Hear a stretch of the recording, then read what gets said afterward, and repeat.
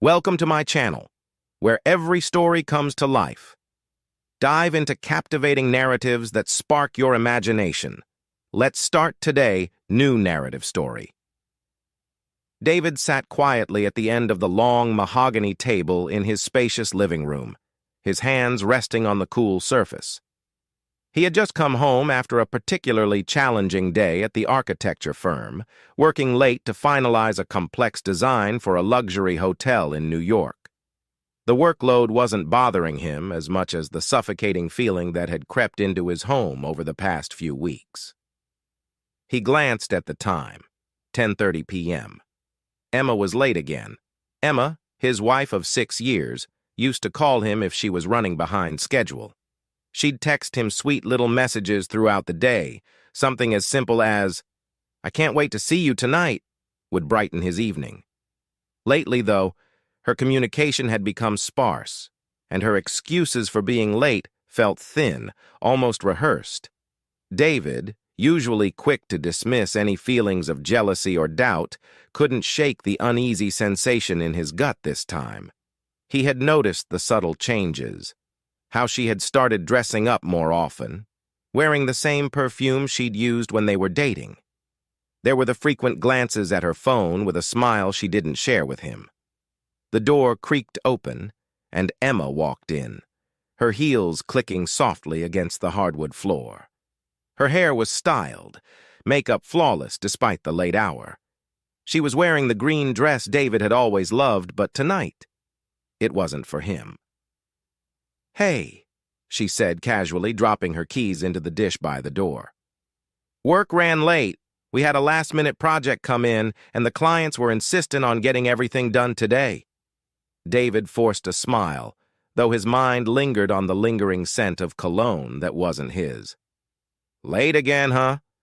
She shrugged, brushing off his comment. "Yeah, you know how it is." He wanted to press further, but something in her demeanor made him stop. David had always been a trusting person, and he wasn't about to become the paranoid, jealous husband. But this was different. There was an undeniable distance growing between them, and it wasn't just about her coming home late. It was the way she avoided his gaze, the way her touch had become less frequent, and the way she seemed to be somewhere else, even when they were together. David stood up, walking over to her. "You've been working late a lot recently." Emma froze. She opened her mouth to speak, but no words came out. Instead, she lowered her gaze, the guilt written all over her face. David felt a mixture of relief and devastation. Relief because he wasn't crazy. He hadn't imagined the distance between them. And devastation because the woman he loved, the woman he had trusted with his heart, had been unfaithful. "How long?" he asked, his voice barely above a whisper. Emma sighed, sinking into the chair opposite him. "A few months," she admitted, her voice shaky. "It wasn't supposed to happen. Ryan reached out to me, and at first it was just catching up. But then you decided to throw away everything we had," David interrupted, his voice hardening. "I didn't mean to hurt you, David," she said, tears welling up in her eyes. "I didn't plan any of this. It just happened." David laughed bitterly. "Things like this don't just happen, Emma. You made a choice, and now you have to live with it." The next few days were a blur for David. Emma moved out, taking only what she needed, leaving behind the life they had shared. The house felt emptier without her, the silence a constant reminder of what he had lost. But as much as it hurt, David knew he couldn't live in the shadow of her betrayal. He had to move on, rebuild his life, and find a way to heal.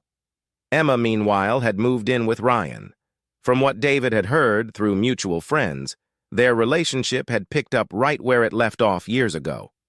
They were planning a wedding, a future that, once upon a time, David had imagined would be his. It hurt, more than he wanted to admit. But then, something unexpected happened. About a month after Emma left, David received a frantic phone call. "David, I need to talk to you." Emma's voice trembled on the other end of the line. David hesitated. He hadn't spoken to her since the day she left. He had tried to put her out of his mind, to focus on himself and his healing. But there was something in her voice that made him pause. "What is it, Emma?" he asked, his tone guarded. "It's Ryan," she said, her voice cracking. He called off the wedding." David blinked, unsure if he had heard her right. "He what?" "He called off the wedding," Emma repeated, her voice thick with emotion. He thinks we were having an affair, that I was still in love with you the whole time." David leaned back in his chair, a mixture of shock and satisfaction washing over him. "And were you?" he asked quietly. Emma didn't answer right away. When she finally spoke, her voice was barely audible. "I don't know. I thought I loved him, but now, I don't know anymore." David shook his head, a bitter smile tugging at his lips. "Well, it seems Ryan wasn't so sure either." "He dumped me, David. At the altar. In front of everyone." Emma's voice cracked, and David could hear the tears in her words. "I don't know what to do. I don't have anyone else to turn to." David felt a flicker of sympathy for her, but it was quickly snuffed out by the memory of her betrayal. The woman who had once been his world was now standing in the ruins of her own making, and as much as it pained him to see her suffer, he couldn't be the one to save her. "I'm sorry, Emma," he said, his voice cold but firm. "But you made your choice, and now you have to live with it." There was a long silence on the other end of the line, and for a moment David wondered if she had hung up. But then he heard her sniffle softly. "I understand," she whispered. "I'm so sorry, David, for everything." David didn't respond. He didn't need to. The conversation was over, just like their relationship. He hung up the phone, feeling a strange sense of closure wash over him. In the weeks that followed, David focused on healing, both emotionally and physically. He threw himself into his work, taking on more projects at the firm, and even starting to mentor younger architects. He began to reconnect with old friends, go on hikes, and rediscover the joys of life outside of his broken marriage. One afternoon, while sitting at a cafe with a colleague, David noticed a familiar figure walking by. It was Emma. She looked different, thinner, her face pale and drawn. She didn't see him, and David made no effort to call out to her. Watching her walk away, he felt no anger, no bitterness, only a quiet sense of peace. Sometimes the universe has a way of balancing things out. Emma had broken him once, but in the end, it was she who was left to pick up the pieces of her own shattered life. Ending. David's story is one of love, betrayal, and ultimately self-respect.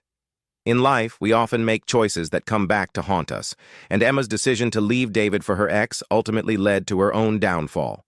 But for David, it wasn't about revenge. It was about moving forward and finding peace within himself. Thank you for watching. What do you think about Emma's actions? Did David make the right decision by refuse? On Friday morning, I was neck-deep in work. My project deadline loomed over me, and I was already mentally preparing to spend the weekend glued to my laptop, fine-tuning final edits. The office was buzzing with the usual chaos, calls ringing, keyboards clicking, and the faint hum of conversations in the background. Somewhere in the middle of my third cup of coffee and a spreadsheet that refused to balance, I remembered that Sarah, my wife, had mentioned her upcoming team-building retreat. It wasn't the first time her company had organized such an event, and usually, they were mundane affairs, a mix of forced smiles, motivational speeches, and awkward team exercises. But Sarah was diligent about work commitments, and she had shown me the official invitation earlier that week, a formal letter on company stationery, complete with logos, schedules, and a crisp signature from her boss. On Wednesday night, over dinner, Sarah had expressed mild reluctance about the trip. Honestly, I'd rather stay home, she had said, her fork idly pushing around pieces of salad. But it's mandatory, and skipping it isn't really an option. I had nodded in understanding, barely looking up from my plate. Work obligations were work obligations, and Sarah had always been someone who took her responsibilities seriously. Thursday evening, she had spent some time texting in her work group chat. I was half listening while going through my emails. From what I could hear, the conversation was all logistics: who was driving, what time they were leaving, and what to pack. Nobody mentioned names specifically, just vague references to the team or everyone else. At the time, it didn't strike me as odd. On Friday evening, Sarah began packing. I was in the living room, half watching a documentary while reviewing some notes for my project. Out of the corner of my eye, I noticed her suitcase wasn't particularly full. 2 sets of clothes, her makeup bag, and a few miscellaneous items were all she had laid out. "Is that all you're taking?" I asked, glancing over the rim of my glasses. "Yeah," she said without looking up. "We'll be in a hotel, and most of the stuff will be provided. No need to overpack." Her tone was casual, and she seemed unbothered, so I dropped the subject. She mentioned she'd be traveling with a colleague named James, who would pick her up in the morning. "He's always on time," she said lightly. No unnecessary chit-chat. I didn't ask further. James was just another name in her professional circle, not someone I felt the need to think about. Saturday morning came, and Sarah left on schedule. James, whoever he was, didn't come to the door or even text to say he had arrived. Sarah simply walked out with her suitcase, gave me a quick kiss on the cheek, and was gone. I went back to my desk and buried myself in work. The hours melted into each other as I stared at spreadsheets, graphs, and endless lines of data. Around midday, Sarah sent me a few photos, a conference room with neatly arranged water bottles and company-branded folders, a close-up of her dinner plate featuring a steak and a glass of red wine, and a selfie in front of a mirror. She looked happy enough, though the background was nondescript, just a generic hotel hallway. Later in the evening, I took a break and sent her a voice message asking how everything was going. She replied an hour later with a quick call. Her voice was steady, but she sounded tired. "It's been non-stop lectures and team exercises all day," she said. "Everyone's acting like we're on some kind of school field trip." I laughed softly and asked if she was sharing a room with anyone. "Yeah, with Meg from accounting," she said casually. "She's nice enough, but I think she's hanging out with the others right now." Her words were straightforward, but something about the silence in the background caught my attention. No faint chatter, no music, not even the hum of activity from a hallway. But I brushed it off. Maybe she had stepped outside or found a quiet corner to talk. Sunday morning arrived, and Sarah sent another round of photos. A landscape shot from her hotel window, lush greenery and well-manicured lawns, and a whiteboard covered in scribbled diagrams from what seemed to be a presentation. The day passed slowly for me. I wrapped up my project in the early afternoon and decided to clean up the kitchen, organize the living room, and basically keep myself occupied until she returned. By evening, Sarah walked through the front door with a small paper bag in her hand. Inside was a souvenir magnet, the kind you'd find at any gas station gift shop. It had the city's name plastered across a cheesy landscape illustration. She looked tired but content, like someone who had endured a long but productive weekend. I asked her how the trip went, and she gave me a brief rundown: lectures, coffee breaks, and a few forgettable moments involving over-enthusiastic colleagues who couldn't handle their drinks. Nothing special, she concluded with a shrug. But Meg was a great roommate. Didn't snore or keep me awake. I chuckled and nodded. As we settled on the couch later that night, a random thought crossed my mind. "Hey," I said, "didn't they give you badges or ribbons or something? Usually, these events have name tags." Sarah barely glanced up from her phone. "Oh, I must have lost it," she said nonchalantly. "They weren't strict about wearing them anyway." "Just on the first day, really?" Her explanation was smooth, her expression unbothered. I didn't press the issue. We turned our attention back to the show playing on the screen. Sarah rested her head lightly against my shoulder, and for a few moments, the nagging thoughts in my head quieted down. But still, something lingered, a fleeting sense that there had been too many vague details, too many generic answers. I tried to pinpoint exactly what was bothering me, but couldn't. Maybe it was just the fatigue from my own work-heavy weekend clouding my mind. I told myself it was nothing. Sarah was here, back home, tired but safe. I shifted slightly and wrapped my arm around her shoulders. The TV flickered in front of us, casting soft shadows across the room. Maybe I had just been overthinking things. Maybe I'd spent too much time staring at screens and analyzing data, and now my brain was looking for patterns where there were none. It had been about a week since Sarah returned from her team-building trip, and everything seemed to settle back into its usual rhythm. Work kept me busy, and our daily routines fell back into place. But then, one evening, Sarah came home visibly shaken. Her face was pale, her movements jittery, and her voice carried an edge of urgency as she spoke. "My friend is going through a terrible divorce," she said, dropping her bag on the kitchen counter. "She's an emotional wreck, crying all the time. I can't leave her alone like this." I listened carefully as Sarah laid out the situation. Her friend, someone I had met a few times before, was allegedly in a deep depression.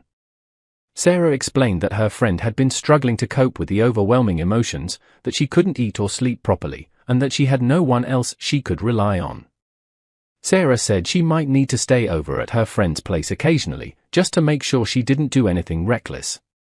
I nodded, trusting Sarah completely. She had always been the caring type, someone who would drop everything to help a friend in need. Over the next few days, Sarah began spending nights away from home. She would leave with a small overnight bag and promise to keep me updated. Occasionally, she would send me photos, a steaming mug of tea on a wooden table, a dimly lit window looking out at a city street, or a stack of tissues next to a half-empty water bottle. They were ordinary photos, but they carried a certain melancholy that matched the story she was telling. Sometimes, Sarah would call me late at night, her voice soft and tired. She'd tell me about her friends' breakdowns, about how they sat on the couch talking for hours, or about how they went for long walks just to clear their heads. I could hear the exhaustion in her tone, and I couldn't help but feel a pang of sympathy. I admired her willingness to be there for her friend, even at the cost of her own rest. A few times, Sarah's friend even called me directly. Her voice was shaky but sincere as she thanked me for understanding, and for allowing Sarah to spend so much time with her. "I don't know what I'd do without her," she said once, and I could hear genuine gratitude in her voice. These calls reassured me. They made everything seem more real, more believable. Sarah was meticulous about her explanations. She would tell me how her friend was still receiving angry messages from her ex-husband, or how she couldn't decide whether to sell her apartment and start fresh somewhere else. The details added weight to her story. They painted a picture of a woman who was truly in distress, and of my wife, the loyal friend, doing everything she could to help. But even with all these details, there were little gaps that I couldn't quite put my finger on. Sarah would sometimes mention that they had gone for a walk in a park, but when I asked which park, she would pause for just a fraction of a second before giving a vague answer. Or she would say they had talked late into the night but couldn't quite remember what time they went to bed. It was never anything glaring, just small inconsistencies that felt a little off. One evening, Sarah came home late. Her eyes were red, her face tired. She dropped onto the couch with a heavy sigh, and I didn't press her with questions. I could tell she had been crying, or at least it looked that way. Her makeup was slightly smudged, and her voice had that faint rasp people get after long conversations through tears. "She's just so lost," Sarah said softly, her head resting against the back of the couch. Another night, she told me she had been out getting medication for her friend. Apparently, her friend had a panic attack, and Sarah had to rush to a pharmacy late at night. She arrived home well past midnight, her phone battery nearly dead, and her shoulders sagging with exhaustion. "She's better now," Sarah said, sipping tea in the dim light of our kitchen. "At least for tonight." Despite the gaps and occasional odd details, Sarah was a master at redirecting attention. She'd ask about my work, about my deadlines, about whether I was taking care of myself. She'd listen attentively, nodding and making thoughtful comments as I talked about spreadsheets, stubborn clients, or upcoming meetings. It was hard to hold on to any lingering doubts when she was so genuinely engaged in our conversations. Eventually, Sarah suggested that her friend come over for tea. She feels terrible for taking up so much of my time, Sarah explained. I think it might make her feel better to thank you in person. The day her friend visited, she arrived with a slightly awkward smile and a small box of cookies as a thank you gift. She sat stiffly on our couch, clutching her mug of tea with both hands. She thanked me multiple times for being so understanding, for letting Sarah spend so much time with her. She seemed fragile, almost breakable, but also uncomfortable, as if she didn't quite know how to act in our home. After she left, I couldn't shake the feeling that something was off. It wasn't anything specific. Just a lingering unease. But Sarah was quick to distract me again, pulling me into conversation about my upcoming presentation at work and asking about the progress of my project. One evening, as Sarah sent me another photo from her friend's place, a steaming cup of tea next to a window, I found myself asking aloud, "Why are all your photos so neutral? Why don't you ever send me a picture with her in it?" Sarah turned to me with an expression of mild disbelief, her brow furrowing. "Are you serious?" she asked. "Do you really think I'm going to take pictures of my friend crying her eyes out? That's a terrible idea." Honestly. Her response was sharp, but it made sense. I felt a little embarrassed for even asking. "Okay," I said with a small nod. "Forget it." And just like that, the doubt slipped away, replaced by the hum of the television and the steady rhythm of our lives continuing as usual. A couple of weeks had passed since Sarah's late-night visits to her friend had become less frequent. Things at home felt calmer, and our routines began to settle back into a predictable rhythm again. I was spending most of my free time working on the garage with a few close friends. It was a project we'd been putting off for months, and now we were finally making progress, repainting the walls, installing sturdy new shelves, and fixing some persistent wiring issues. I was fully absorbed in the work, hands covered in paint, head filled with measurements and hardware store shopping lists. One evening, Sarah came home with a bright expression on her face. She announced that her friend had recently received a promotion at work after completing some professional training courses.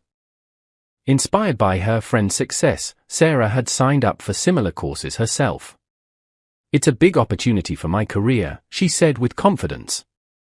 She explained that the courses were held in the evenings and occasionally included off-site practical sessions. The schedule, she added, was inconsistent. Some classes ran late, while others required additional consultations with instructors. Sarah was meticulous in her preparation. She printed out a detailed course schedule and showed it to me. The sheet had dates and times neatly arranged in columns, but I noticed there were no specific addresses or names of instructors listed. At the time, it didn't seem unusual. Not every training program shares those kinds of details up front. She even asked for my opinion while picking out professional-looking outfits for her classes, blazers, blouses, and tailored skirts. I didn't think twice about it. Sarah had always taken her work seriously, and I was proud to see her investing in her professional growth. In the evenings, Sarah would leave the house with her laptop and a small stack of notebooks tucked under her arm. She looked every bit the diligent professional heading off to improve her skills. Sometimes, she'd return home with a few sheets of handwritten notes, casually flipping through them as if reviewing key concepts from her class. At a glance, the notes seemed legitimate: paragraphs of text, scattered bullet points, and a few underlined phrases. But if I had taken a closer look, I might have noticed that most of the content was disjointed, almost like excerpts copied randomly from textbooks. While Sarah was at her courses, I was usually deep in the garage project with my friends. We worked long hours, fueled by takeout food and shared jokes. The smell of paint, the hum of power tools, and the satisfaction of completing small milestones kept me focused. My mind rarely drifted to Sarah's schedule. When I did think of her, it was usually in passing, wondering how her class was going or if she was managing to keep up with the material. Sarah would occasionally send me photos during her classes. They followed a familiar pattern: a steaming cup of coffee next to her laptop, an open notebook filled with scribbles, or a vague city view from what looked like an office building window. The photos were convincing enough, though they lacked people or any identifiable landmarks. Once, I asked her why there were never any classmates or instructors in her photos. She gave me a simple explanation: it feels awkward to snap pictures during serious lectures. It made sense at the time, so I let it go. One week, Sarah mentioned that her group would be taking a practical workshop in a neighboring city. She told me that they might have to stay overnight in a hotel because the sessions would run late into the evening. I nodded along, already mentally preparing to spend another night knee-deep in paint cans and tangled wires. That night, Sarah sent me a photo supposedly from her hotel room, her laptop perched on a bed, a notebook lying open next to it, and a glass of wine on the nightstand. She called me briefly, her voice carrying that familiar tired edge. "It's been such a long day," she said over the phone. "I'm exhausted. I can't wait to come home tomorrow."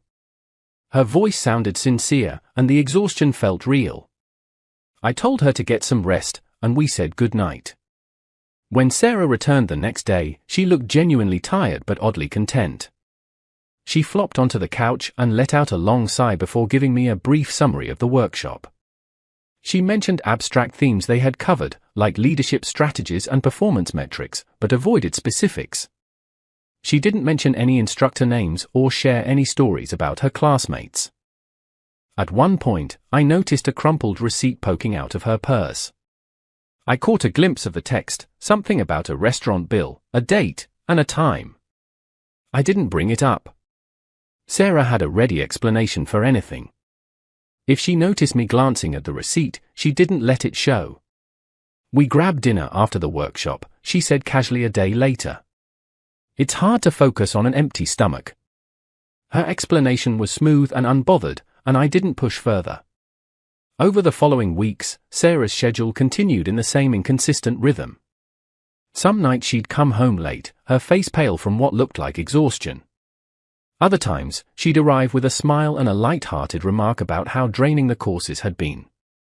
Occasionally, she'd bring home small treats, a pastry wrapped in a paper bag or a fancy coffee cup with a cardboard sleeve. "For you," she'd say with a smile, placing the treat on the kitchen counter. Every now and then, inconsistencies would catch my attention. A comment that didn't align with something she'd said before, a vague answer to a specific question, or the occasional slip in detail about her supposed coursework. But whenever I brought it up, Sarah had an answer ready. "Honestly," she said one evening with a weary laugh, "I can barely keep track of it myself. First, the team-building trip, then my friend's breakdown, and now these courses. My head's spinning." She looked at me with tired eyes, and any lingering suspicion I might have had melted away. Sarah was home, she was tired, and she was doing her best to balance everything. I nodded and let the matter drop. Later that evening, she placed a warm croissant on my desk while I was reviewing some emails. "Brought this for you from class," she said with a soft smile before disappearing into the bedroom. I picked up the pastry and took a bite. It was still slightly warm, buttery, and flaky. Whatever doubts I might have had earlier dissolved in that moment. Sarah was here, and life carried on. It all started when Sarah came home one evening and announced with visible excitement that she had been asked to help organize a major art exhibition. Her eyes lit up as she explained the details, coordinating logistics, managing exhibit layouts, overseeing deliveries, and ensuring everything ran smoothly. It sounded like an enormous responsibility, and she spoke with a sense of purpose and enthusiasm that was hard not to admire. I nodded along, impressed by her dedication. It seemed like a noble task, something significant that she could truly take pride in. At the time, I was deeply engrossed in a major project at work. Deadlines were looming, and I often found myself staying late at the office, shuffling between meetings and trying to resolve persistent roadblocks. Our schedules naturally fell out of sync. Sarah would leave for her exhibition duties in the late afternoon or early evening, and I would come home well past dark, exhausted and distracted by my own set of challenges. Sarah prepared meticulously for her new role. She showed me brochures for the exhibition, complete with elegant fonts, artistic images, and a glossy finish. She had a laminated pass with her name and the event's official logo, clipped neatly to a lanyard. One evening, she spread out a stack of papers on the dining table, floor plans of the exhibition halls, lists of tasks, and scribbled notes in the margins. It looked complex and important, and I felt proud seeing her so deeply invested in something that seemed to matter so much. She mentioned early on that the building hosting the exhibition was an old structure with thick stone walls, which interfered with mobile reception. Calls might drop, texts might not go through, and sometimes she might not be able to respond until much later. It seemed plausible enough. I'd been in older buildings where my phone turned into little more than a pocket-sized brick. Sarah was also clear about the building's strict security protocols. After a certain hour, no one who wasn't directly involved in the event was allowed entry. Even if I wanted to drop by and surprise her, I wouldn't be able to get past the security guards. Again, it made sense in the context of an event with valuable artworks on display. She began sending me photos from the exhibition space. Vast, empty halls with half-constructed booths, decorative elements leaning against walls, stacks of unopened boxes waiting to be unpacked. There was an authenticity to the images that made it easy to believe her narrative. Occasionally, she would send short voice messages. In the background, there was always a faint echo, the sound of distant chatter, and what seemed like faint metallic clinks and thuds, the ambient noise of a large, hollow space where work was underway. Sarah spoke often about her team. She described them as hardworking and focused, but never mentioned anyone by name. They were always just the guys or the team. When she described their tasks, it was always in broad strokes: we moved the sculptures today, or we finalized the lighting layout. Her descriptions lacked detail, but at the time, I didn't notice. One evening, Sarah came home visibly exhausted. She dropped her bag on the floor and fell into a chair with a heavy sigh. She explained that she'd been tasked with overseeing the transportation of a particularly valuable exhibit, a rare sculpture that required careful handling and coordination. According to her, the process was fraught with tension. At one point, someone nearly dropped the piece while unloading it from a truck. She recounted the scene in vivid detail, the sharp intake of breath from everyone in the room, the collective sigh of relief when the sculpture was finally secured. Her face looked genuinely strained as she spoke, and I had no reason to doubt her. Sometimes, Sarah would ask me for small favors related to the exhibition. She'd hand me a stack of papers to print or ask me to cut pieces of paper into precise shapes for booth labels. Once, she had me drop off a box at an address across town. These little tasks made me feel involved, like I was contributing in some small way to her project. It felt real because I was actively participating, even if only on the periphery. There was one night when Sarah said she wouldn't be coming home at all. Apparently, a glitch in the security system had forced her and a couple of other organizers to stay overnight with the guards. She described how they had gathered in a small corner of the exhibition hall, drinking lukewarm coffee and chatting quietly while waiting for the issue to be resolved. Her voice carried a mix of weariness and amusement when she told me about it, and again, it all sounded entirely plausible. But then, little things began to gnaw at the edges of my mind. Her voice messages, while consistent, were always incredibly short. They never felt spontaneous or rushed, just carefully measured and almost rehearsed. The background noise, too, started to sound repetitive. The same faint echo, the same distant metallic clangs, the same muffled voices. One night, while listening to a recording she had sent, I realized that it sounded almost identical to one she had sent a week before. I brought it up casually one evening. "Why do your voice messages always sound the same?" "The background noise, I mean." Sarah was quick to respond. She set down the cup of tea she was holding and looked me straight in the eye. "What kind of noise do you expect?" she said with a faint laugh. "It's an exhibition space, not a circus. We work in teams, the tasks are repetitive, and honestly, it's the same sounds day in and day out." She said it so matter-of-factly that I felt almost embarrassed for bringing it up. She wasn't wrong. Repetitive tasks often create repetitive noise. I let the thought go, brushed it aside like dust on a shelf. It started with an official email. Sarah showed me the message from her boss one evening after dinner. The email outlined a sudden but crucial business trip to another city for negotiations with key clients. Everything looked formal and professional: her name, the company letterhead, the dates, and even the location of her stay at a reputable hotel. She forwarded me her flight confirmation as well, complete with booking details. There was no reason to doubt its authenticity. Sarah prepared for the trip calmly. She packed a small suitcase, emphasizing that this was a strictly professional visit. No need for extra clothes, she said as she folded a few blouses into her bag. Her demeanor was steady, her voice confident. Before leaving, she reassured me that she'd call every evening and send photos to keep me updated. I trusted her completely. After all, everything she had shown me seemed legitimate. The day of her departure arrived, and Sarah left early in the morning. I helped her load her suitcase into the taxi, kissed her goodbye, and watched as the car disappeared down the street.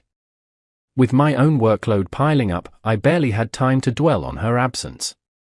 Work had been relentless lately, and even when I wasn't in the office, my mind was tangled in spreadsheets and client emails. That evening, Sarah sent me her first photo from the hotel room. The image showed a neatly made bed with crisp white sheets, her laptop open on the desk, and a faint cityscape visible through the window. Just finished a long day of meetings, her message read. It was exhausting, but I think we made progress. Her voice during our brief phone call later that night sounded tired but genuine. She spoke about demanding clients, long presentations, and tricky negotiations. I listened, offered a few words of encouragement, and we said our good nights. The second day followed a similar pattern. Sarah sent me another series of photos: a disposable coffee cup with a sleeve bearing a local cafe's logo, a shot of a brightly lit corridor with anonymous office furniture, and a blurry image of what looked like a conference room. Her messages painted a picture of a long, tiring day filled with back-to-back meetings. "The clients are tough, but I'm holding my ground," one text said. That night, Sarah mentioned in passing that her colleagues had invited her out to dinner. "Just something casual," she said. "We need to decompress after such a hectic day." I didn't question it. I was also buried under my own workload, juggling tasks and trying to meet deadlines. When Sarah's messages slowed down later that night, I assumed she was simply busy, or perhaps the Wi-Fi in the hotel was acting up. The next morning, she sent me a brief apology: "Sorry about last night. Wi-Fi was terrible, and I was dead tired. Today's another packed schedule." But then came the third day. It was quiet. Too quiet. Sarah didn't send any messages all day. The occasional text I sent went unanswered. I reassured myself that she was probably stuck in meetings or dealing with a difficult client. By mid-afternoon, doubt started to creep in. My phone stayed silent, and each passing hour felt heavier than the last. Finally, in the evening, Sarah sent a single text: "I'm sorry. It's been a crazy day. No energy left. Tomorrow I'll be home." The message felt off. Too brief, too mechanical. But I brushed the thought aside. I was exhausted myself, and I convinced myself that I was just overthinking. That night, my boss called me unexpectedly and asked if I could cover an additional shift the next day. Without hesitation, I agreed. The distraction would keep my mind occupied, and I could finish up some overdue tasks. The hours passed in a blur of emails, meetings, and phone calls. I didn't notice how late it had gotten until the office emptied out and I was one of the last people there. I returned home that evening expecting Sarah to already be back. But the house was quiet, dark, and empty. I checked my phone: no messages, no missed calls. I sat down on the couch and stared at the screen, waiting for the familiar chime of a notification. Then my phone rang. The number on the screen was unfamiliar. I hesitated for a moment before answering. The voice on the other end was male, calm but firm. "Are you the husband of Sarah?" I felt a knot tighten in my stomach. "Yes," I said, my voice barely above a whisper. "Sir, your wife has been admitted to the hospital. She lost consciousness. We need a family member here to confirm her identity and make decisions regarding her care." I froze. The words echoed in my ears, but my brain refused to process them. Hospital? Unconscious? How? Where? Wait, I managed to croak out. What happened? Where did you find her? The man on the line hesitated briefly before answering. She was found unconscious in an apartment. The resident called emergency services. "We need you to come immediately." An apartment. Not a hotel. Not a conference center. An apartment. My mind began to race. Questions hit me like a tidal wave, each one sharper and heavier than the last. Why was she in an apartment? Who did it belong to? Why wasn't she in her hotel room? Why wasn't I hearing this from her directly? My hands were trembling as I ended the call and grabbed my keys. My chest felt tight, and my vision blurred slightly as I moved mechanically, wallet, phone, jacket. I didn't even remember locking the door behind me as I rushed to my car. The drive felt endless. My mind was a storm of fragmented thoughts and disjointed images. Sarah unconscious on a cold floor. Strangers standing over her. An apartment I couldn't picture. Everything up until now, the emails, the photos, the carefully crafted updates, flooded back into my mind, each detail now sharp and suspicious. Had I missed something obvious? Had I ignored the signs? I gripped the steering wheel tighter, my knuckles white against the leather. My chest ached with a pressure I couldn't release. What was she doing there? Why wasn't she in her hotel? Why was I hearing this from a stranger and not from her? With every passing second, the weight of those questions grew heavier, suffocating me. But there were no answers, only the empty road ahead and the cold, unfamiliar voice on the other end of that phone call.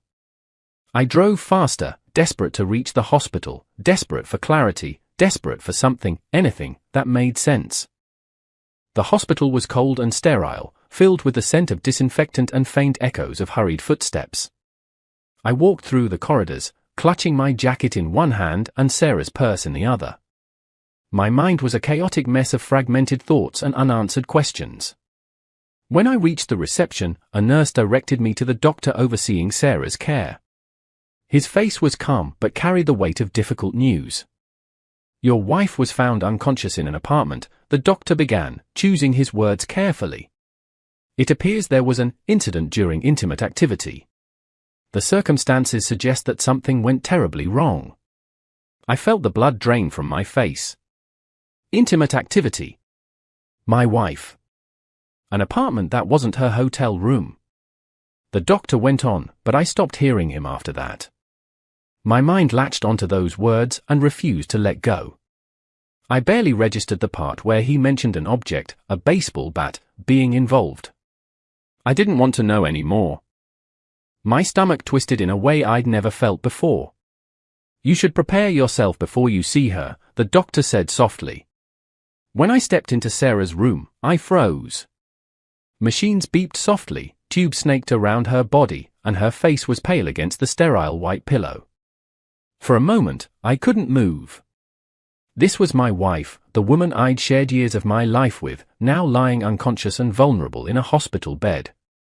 But the image of her in that apartment, the implications of what had happened, hung over me like a shadow.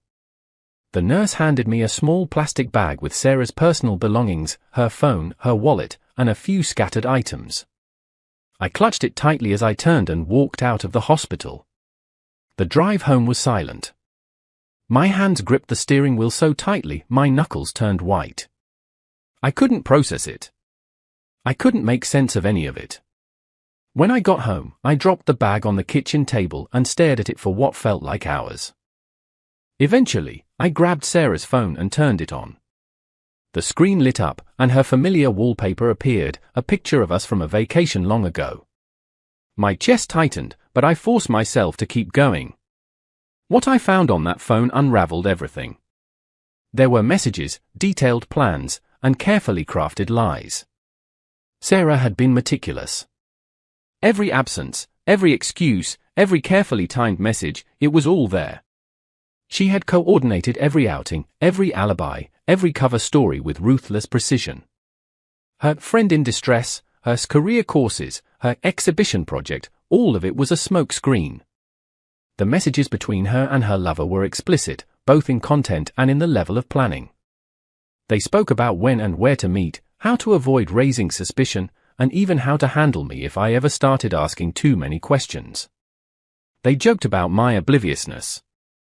They mocked my trust. Every photograph she had sent me over the past few months, the coffee cups, the hotel windows, the blurry office corridors, had been carefully staged. The attention to detail was almost impressive. But all I felt was rage. I spent hours combing through every message, every call log, every detail I could find. There was no denying it, no way to misinterpret what I was seeing.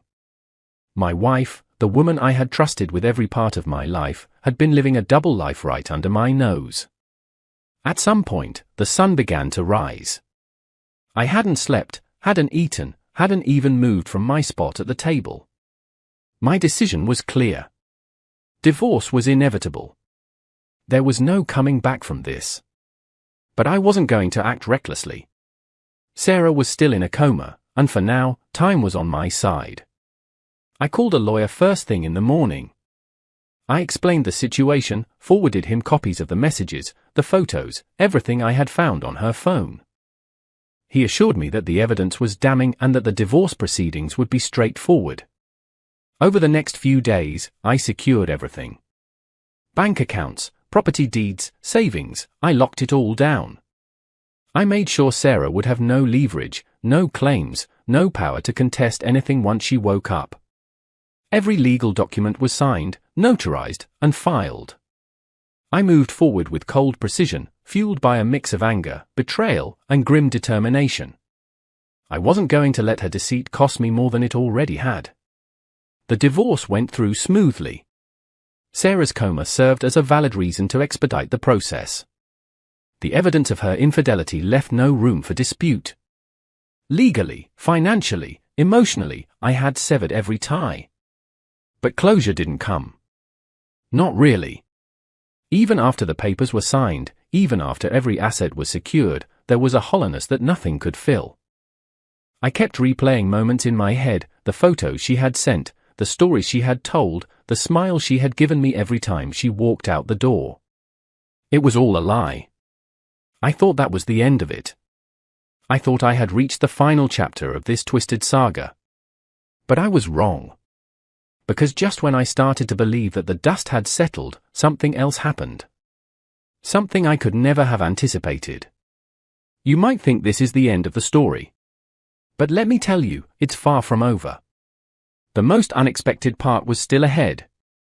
5 years had passed since everything fell apart. In that time, I had rebuilt my life from the ground up. I sold the old house, moved to a quieter neighborhood, and started over. It wasn't easy at first, but eventually, the pieces began to fall into place. I met someone new, Emily. She was kind, supportive, and brought a sense of calm into my life that I hadn't realized I was missing. We got married 2 years after meeting, and though I carried scars from my past, Emily's steady presence made healing feel possible.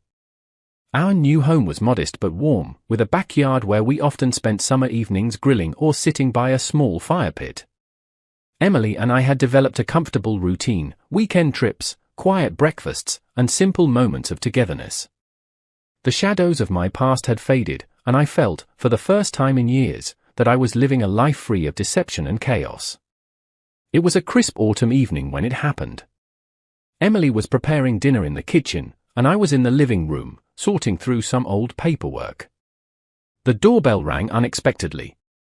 We weren't expecting company, and at this hour, it was unusual for anyone to drop by unannounced. I opened the door and froze. Standing there, in the dim glow of the porch light, was Sarah. She looked different. Her face was pale and gaunt, her hair hung limp around her shoulders, and her eyes were wild and glassy. She was wearing a wrinkled coat, and her hands were trembling slightly. For a moment, neither of us spoke. "Why did you leave me?" she said, her voice sharp and unsteady. "Why did you abandon me?" I could only stare at her, my mind racing to process the situation. This was surreal. 5 years had passed without a word from her, and now she was standing on my doorstep, hurling accusations at me. "You left me in that hospital," she continued, her voice rising. "You didn't even give me a chance to explain. You threw me away like garbage." Emily had come to the doorway now, her eyes wide with concern. I stepped outside, pulling the door shut behind me to prevent Sarah from seeing her. "You cheated on me, Sarah," I said, trying to keep my voice steady. "You built a web of lies so elaborate that I can't even begin to list them. And then, because of your own recklessness, you ended up in a hospital bed. What exactly did you expect me to do? Pretend none of it happened?" Sarah's face twisted with anger and frustration. "I made mistakes, but you were supposed to be there for me. You were supposed to forgive me." The sheer audacity of her words left me speechless for a moment. Emily had stepped back inside, giving us space, but I could see her shadow behind the curtain. Sarah began pacing on the porch, her movements erratic and agitated. Her voice kept rising as she threw accusation after accusation my way. She was relentless, refusing to let me get a word in. At some point, Emily stepped outside again and firmly told Sarah to leave. That was when things escalated. Sarah turned her rage toward Emily, shouting incoherent accusations and blaming her for stealing me away. Emily, to her credit, stayed calm, but I could see the fear flickering in her eyes. I stepped between them, my voice firm as I told Sarah to leave our property immediately. But Sarah didn't leave. Instead, she stormed off the porch, walked to the side of the house, and picked up a decorative stone from our garden. In one swift motion, she hurled it at the front window. The glass shattered with a loud crash. Emily screamed, and I rushed toward Sarah, grabbing her wrist to stop her from picking up another object. But she broke free and moved toward my car, raising her fists and slamming them against the windshield. The sound of her hands hitting the glass echoed through the quiet street. I pulled my phone out and dialed the police with shaking hands. I gave them my address and explained the situation as calmly as I could. Sarah was still shouting, still flailing her arms, her words a jumble of anger and desperation. The flashing blue and red lights arrived faster than I expected. 2 officers approached cautiously, speaking softly as they tried to de-escalate the situation. Sarah collapsed onto the pavement, sobbing hysterically as they handcuffed her and gently guided her into the back of a squad car. The aftermath was quiet. Emily and I stood in the living room, surrounded by shards of glass and the cold night air seeping through the broken window. I could see the hurt in Emily's eyes, but she said nothing.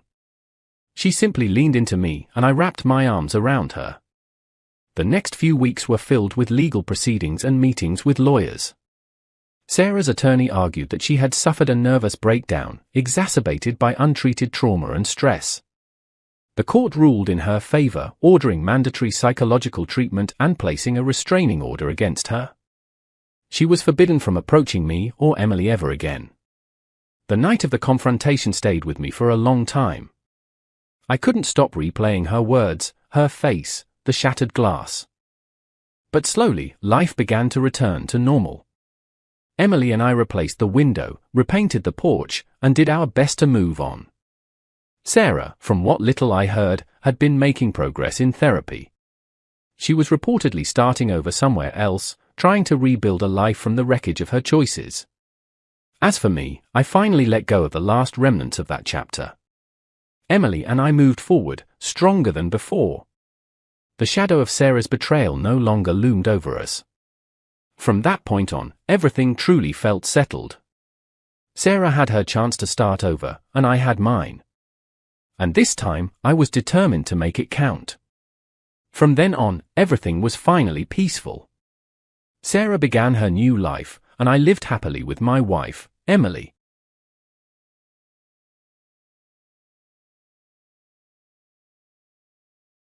Welcome to Lost Relation Chronicles.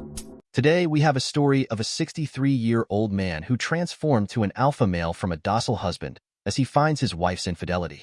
I'm here to share a story that unfolded about 2.5 years ago, a tale that shook the very foundation of my family. It's not about my husband and me, for we've been happily married for 14 years. Instead, the unfortunate events I'm about to recount involve my parents, a 59-year-old woman, and a 63-year-old man. They had been blissfully married for over 38 years, creating a life filled with love and shared adventures. After retiring to Arizona 3 years ago, they embraced a lifestyle of exploration, traveling from October through April and spending the warmer months with family in Utah. My parents owned a picturesque home along the river and a new diesel truck with a camper, and our family always looked forward to their visits. My husband had even set up full RV hookups on our 16-acre property, complete with electricity, water, and septic connections. Life was, by all measures, idyllic. But then everything changed last Thursday. In their Arizona community lived a woman named Josephine.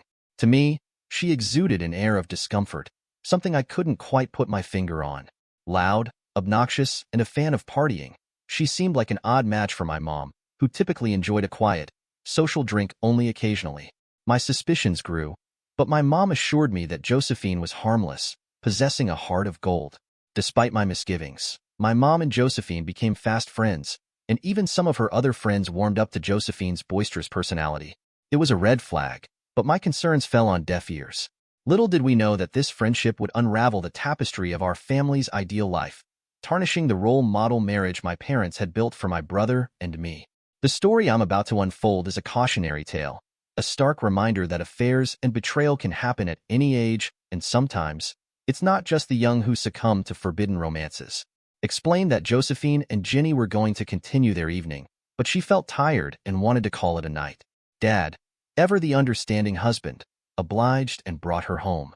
However, this is where the tale takes an unexpected turn.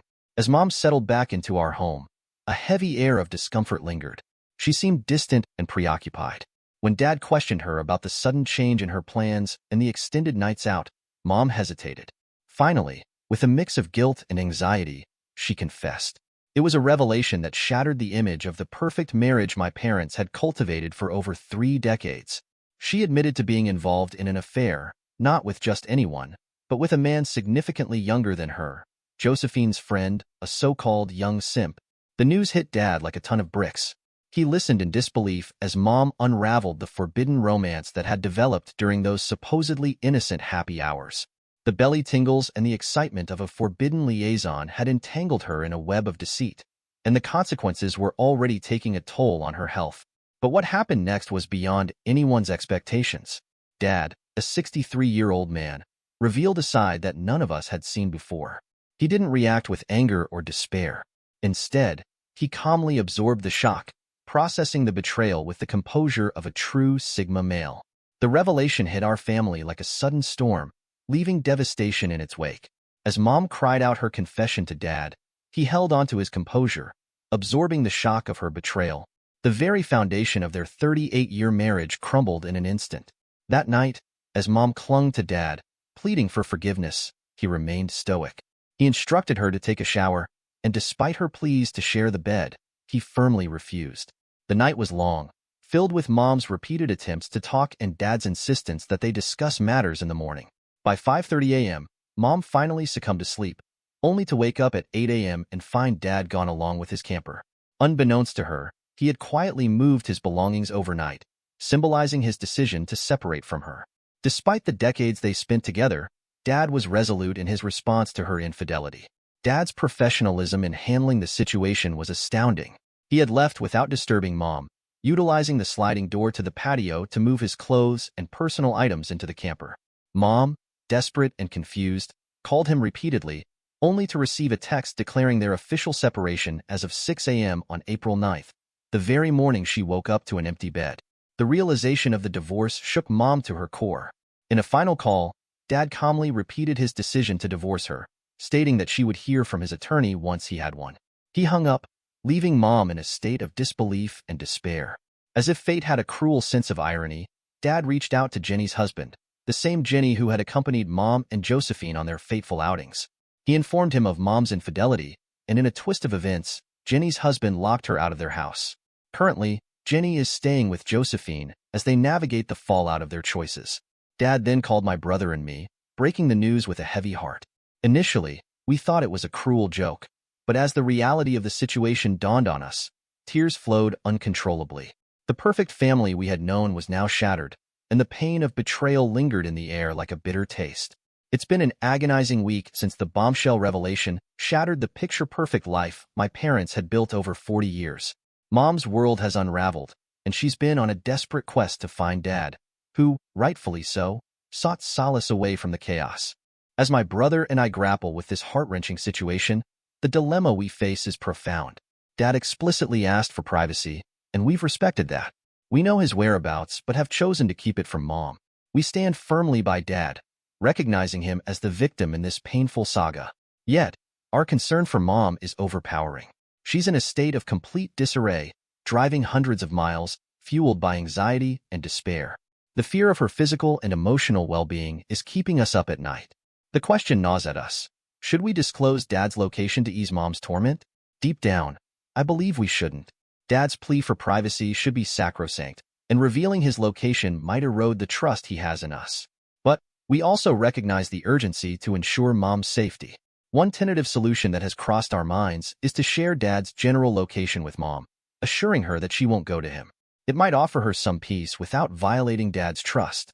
Yet, the potential damage to our relationship with Dad looms large. It's a delicate balance between supporting Mom and respecting Dad's boundaries. We grapple with the gravity of the situation, torn between the needs of both parents. An update on Mom. Last night, she was in the St. George area, continuing her quest for Dad. I managed to convince her to drive up to our house and spend a few nights with us. She agreed, and as she's expected to arrive this afternoon, I'll keep everyone updated. Your tips and support mean a lot during this difficult time.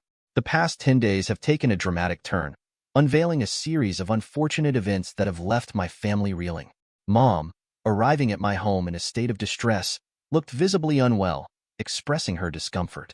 We allowed her to rest, but an alarming cry from my youngest daughter drew me to the bedroom where I found Mom in excruciating pain, doubled over and unable to move. Swiftly, my husband and I rushed her to the emergency room, where she displayed symptoms of a serious infection, possibly a urinary tract infection. The doctor initiated tests and treated her for severe dehydration. Shockingly, the root cause of her agony was traced back to a sexually transmitted disease contracted during the recent affair. The silver lining was that the STD was curable with antibiotics. However, after 48 hours in the hospital, her condition showed no significant improvement. Concerns escalated when the doctor speculated that she might have a drug-resistant form of the STD, a growing concern in recent years. Mom was put on a potent cocktail of antibiotics. After 5 challenging days, her fever finally broke, and her condition stabilized, leading to her discharge from the hospital. However, this ordeal has taken a severe toll on Mom, physically and emotionally. Throughout her hospital stay, she repeatedly inquired about Dad, desperate to know if he had reached out to check on her. Truthfully, he hadn't, not even once. I've been the intermediary, providing him with daily updates. My family and I have been a constant presence by her side during her hospitalization, but her emotional state has taken a hit. Now at home with us, she seems to be physically recovering, but her incessant texts and calls to Dad reveal the deep emotional turmoil she's grappling with. The frustration in her voice was palpable as she uttered those words, expressing the hurt and confusion that had taken root in the aftermath of a 40-year marriage seemingly unraveling. It struck a nerve, and in a moment of heated anger, I lashed out, unable to contain the turmoil within. If you didn't frick around, none of this would have ever happened. This is all your fault. You ruined our family. The truth was harsh, laid bare for her to confront. But the immediate regret that washed over me compelled a swift apology. She crumbled, tears streaming down her face, and I couldn't help but pull her close, enveloping her in a hesitant embrace. Our conversation unfolded for over 2 hours, a tumultuous exchange that revealed the sordid details of her indiscretions. The man she had been involved with, a 28-year-old construction worker, became the face of the betrayal that had shattered our family. The circumstances surrounding their interactions were unsettling. The presence of his friends, the intimacy shared between them while others engaged in similar activities. I pressed for more details, unable to fathom the reality of my own mother's actions. The discomfort etched across her face was palpable, a clear indication that she wanted to bury the topic. Yet, I forced her to confront it, questioning how she could do such a thing to Dad. Her answers were feeble, laced with regret, and she struggled to articulate the motivation behind her actions. Disgust permeated my thoughts as I absorbed the shocking revelation. Never in my wildest dreams did I envision my own mother entangled in such a sordid affair. She confessed that she honestly didn't know why she succumbed to the advances, regret washing over her as soon as the actions began. Grateful for her confession, my thoughts turned to Dad, imagining the potential tragedy if she had remained silent, unknowingly transmitting the STD to him. The gravity of the situation weighed heavily, and I found myself torn between understanding her regret and grappling with the sheer repugnance of the whole affair. As Mom clings to the belief that Dad will return, an impending revelation awaits her on Saturday, a detail I am privy to but cannot share. Dad, with unwavering resolve, plans to serve Mom with divorce papers at my house. His intention is clear: to provide her with the support of family as he delivers the final blow to their once unshakable union. The upcoming days hold the promise of further turmoil, as the aftermath of betrayal and the pursuit of closure unfold. Over 13 months have passed since my last update, and it's now June 2022. People have been inquiring about the situation with my parents, prompting me to return to this platform. Here's the current state of affairs. Mom and Dad are officially divorced, a reality that still feels surreal. Dad, a man of strong convictions, couldn't forgive Mom for her infidelity, severing all contact with her. The only encounters they had post-separation were during the divorce hearings. Dad's decision to cut ties swiftly was surprising, but it reflected the depth of his hurt and the irreparable damage to their relationship. Despite the emotional turmoil, he ensured a fair financial distribution, treating Mom more than generously. While writing this pains me, I comprehend Dad's feelings of betrayal and the need to distance himself. Mom, on the other hand, now resides in a small apartment near us. Gone is the once idyllic life on the river in Arizona with boats, jet skis, and a camper. Instead, she's in a town close to her daughter, living in a modest apartment. The stark contrast under the magnitude of what she sacrificed for a fleeting moment of thrill, a temporary happiness that turned out to be a bitter betrayal. The aftermath unfolded differently for each parent. Post-divorce, Mom's health rapidly declined, leading to hospitalization for bronchitis, dehydration, malnutrition, and severe depression. A 3-day hospital stay resulted in prescribed medication for her mental health, stabilizing her mind to some extent.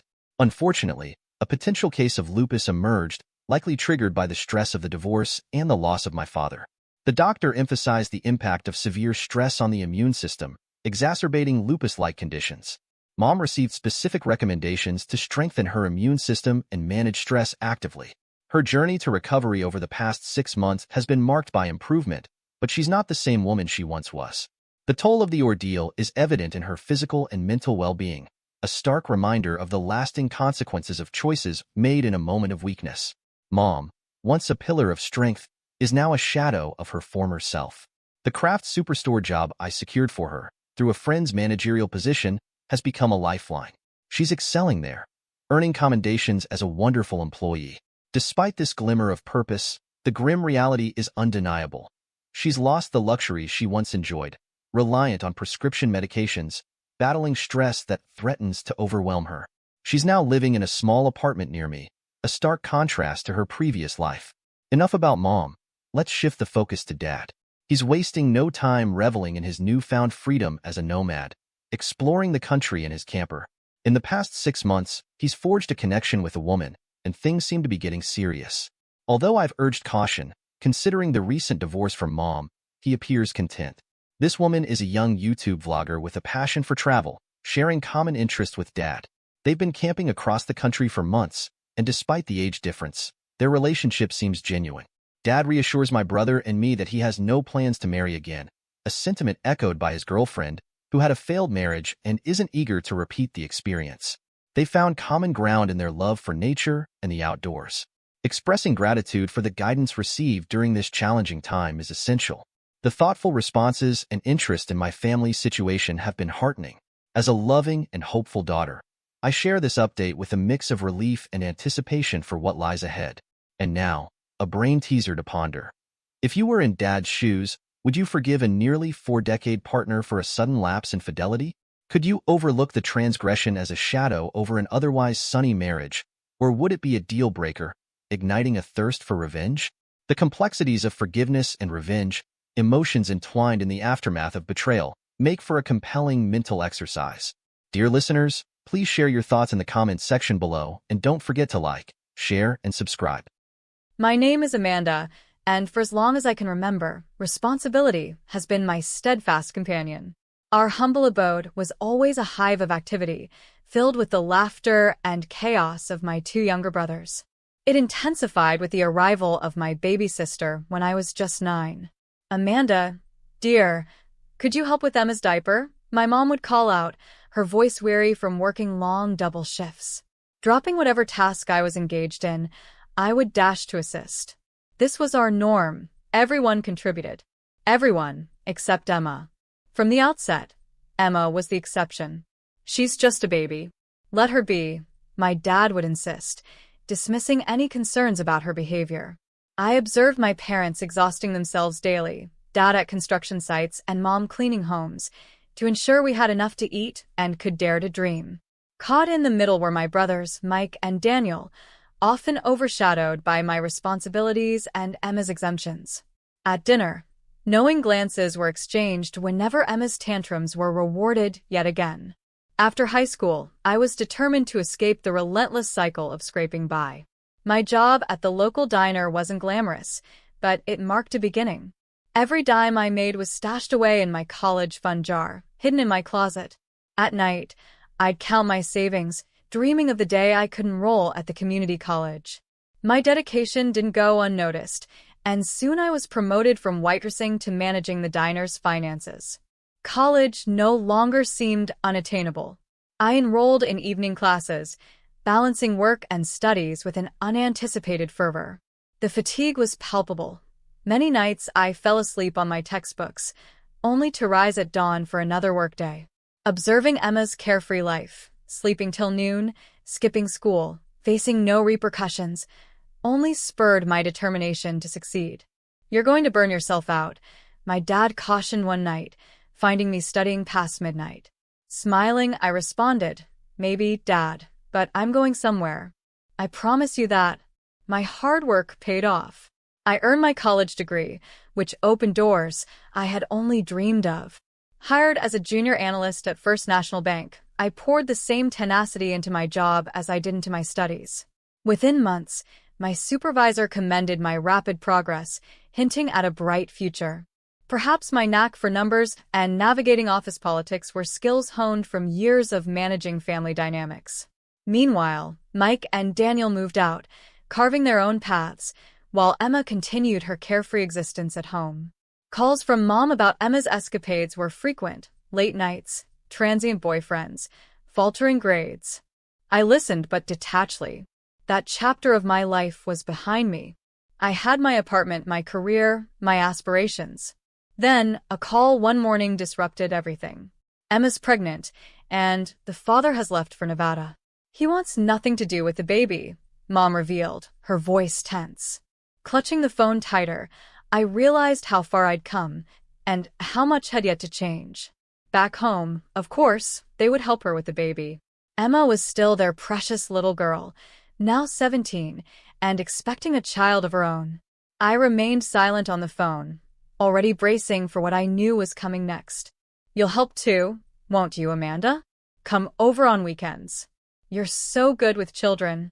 That was the moment I began crafting a repertoire of excuses: urgent work projects, professional development courses, client meetings, anything to preserve my much-needed free time instead of caring for another child. "I don't understand you anymore," my mom lamented during a particularly tense conversation. "You used to be so helpful." "I used to be a child who had no choice but to help," I retorted. "Now, I'm an adult with my own life." "But doesn't family work both ways, Mom? Or have you forgotten the checks I send every month?" That usually silenced them, at least for a while. The checks I wrote covered substantial expenses: Emma's prenatal care, baby supplies, and ongoing costs. But no amount of money seemed to earn their approval. Over coffee one day, my Aunt Grace hinted at the family's whispers. "They're calling you heartless behind your back, saying you've changed, become cold." I stirred my coffee slowly, watching the cream swirl in the dark liquid. "Let them talk. They've never really understood me anyway. You're seen as ungrateful, she continued, pressing the point. Ungrateful for the privilege of raising their other children, for the chance to now raise their grandchild. I've earned everything I have, Aunt Grace. Everything. That week, my promotion to senior analyst was confirmed, bumping up my salary again. The increased checks I sent home spoke for themselves, but my boundaries remained firm. No weekend babysitting, no emergency childcare, no last-minute favors. Let them call me whatever they liked. I had spent enough of my life playing the responsible one. Between client meetings and financial reports, romance was hardly a priority, and my dating app was mostly unused. Until one rainy Tuesday night, when Blake messaged me. His profile was different, no boastful gym selfies, just a genuine smile. I notice you work in finance, his message read. I'm an investment advisor. Maybe we could bore each other with market talk over coffee. That coffee led to dinner, which blossomed into weekends together, evolving into 3 years of the kind of relationship I never thought I'd have time for. Blake was patient and humorous, always managing to make me laugh, even after the longest days. You know, he mentioned during a stroll in the park. I never thought I'd find someone who gets both compound interest and my terrible jokes. Then came the proposal, simple and sweet, in my apartment over a home-cooked meal. I can't imagine my life without you, Blake said, presenting the ring. I said yes before he could even finish his question. Introducing Blake to my family went smoother than expected. Even Emma was on her best behavior, which felt like a minor miracle. He's wonderful, Amanda, my mom gushed after our first family dinner. And did you see how great he is with Peter? She added, referring to Emma's son, my nephew, who indeed took an instant liking to Blake. The wedding was beautiful, and married life with Blake started perfectly. He meshed with the family as if he'd always been a part of it. He played with Peter for hours, seamlessly integrating into our complex dynamics. During family visits, Blake would teach Peter how to throw a ball or build with blocks. Emma watched these moments with a strange intensity that I didn't fully grasp at the time. He's going to be such an amazing father, she'd remark, her smile loaded with meaning as she glanced my way. You're so lucky, Amanda. That's when the probing began, initially from my family and then from Blake himself. Don't you think it's time? He'd ask, observing Peter scamper around our living room. We're not getting any younger, he added. I'd lay out my thoughts repeatedly. We need to be completely ready. We need our own house, not this cramped apartment. We need a solid financial cushion. But we're both in stable jobs. We're doing well financially, he'd counter. What are we waiting for? The right moment, I'd insist. We agreed on having one child when we were fully prepared. He'd sigh and let the subject drop, but I could sense his disappointment. At family events, I'd catch him gazing longingly at Peter. Your sister manages just fine, he'd occasionally remark, a hint of frustration in his voice. My sister lives off our parents and dips into their retirement savings, I'd reply firmly. That's not the life I want for our future child. The tension between us built slowly, almost imperceptibly, like storm clouds gathering on a bright day. You know the rain is inevitable, yet you convince yourself it's still distant. I was absorbed in climbing the next rung of my career ladder, growing our house fund, and sticking to the meticulously planned 4-year timeline. Then, one Saturday, as I was spring cleaning, which inevitably meant sorting through the perennial mess on Blake's side of the closet, I found something unsettling. A phone was hidden behind his winter sweaters. It wasn't his work phone, nor his personal phone, and it was unlocked. My hands trembled as I scrolled through the messages. The first one hit me hard. It was from Emma. Miss you already. Can't wait till Saturday. The messages, photos, and discussions that followed were a blur of betrayal, mocking me, my career, and celebrating their deceit. The timestamps revealed a month-long affair. Then one message stopped everything. Baby's yours. The doctor confirmed today. 10 weeks.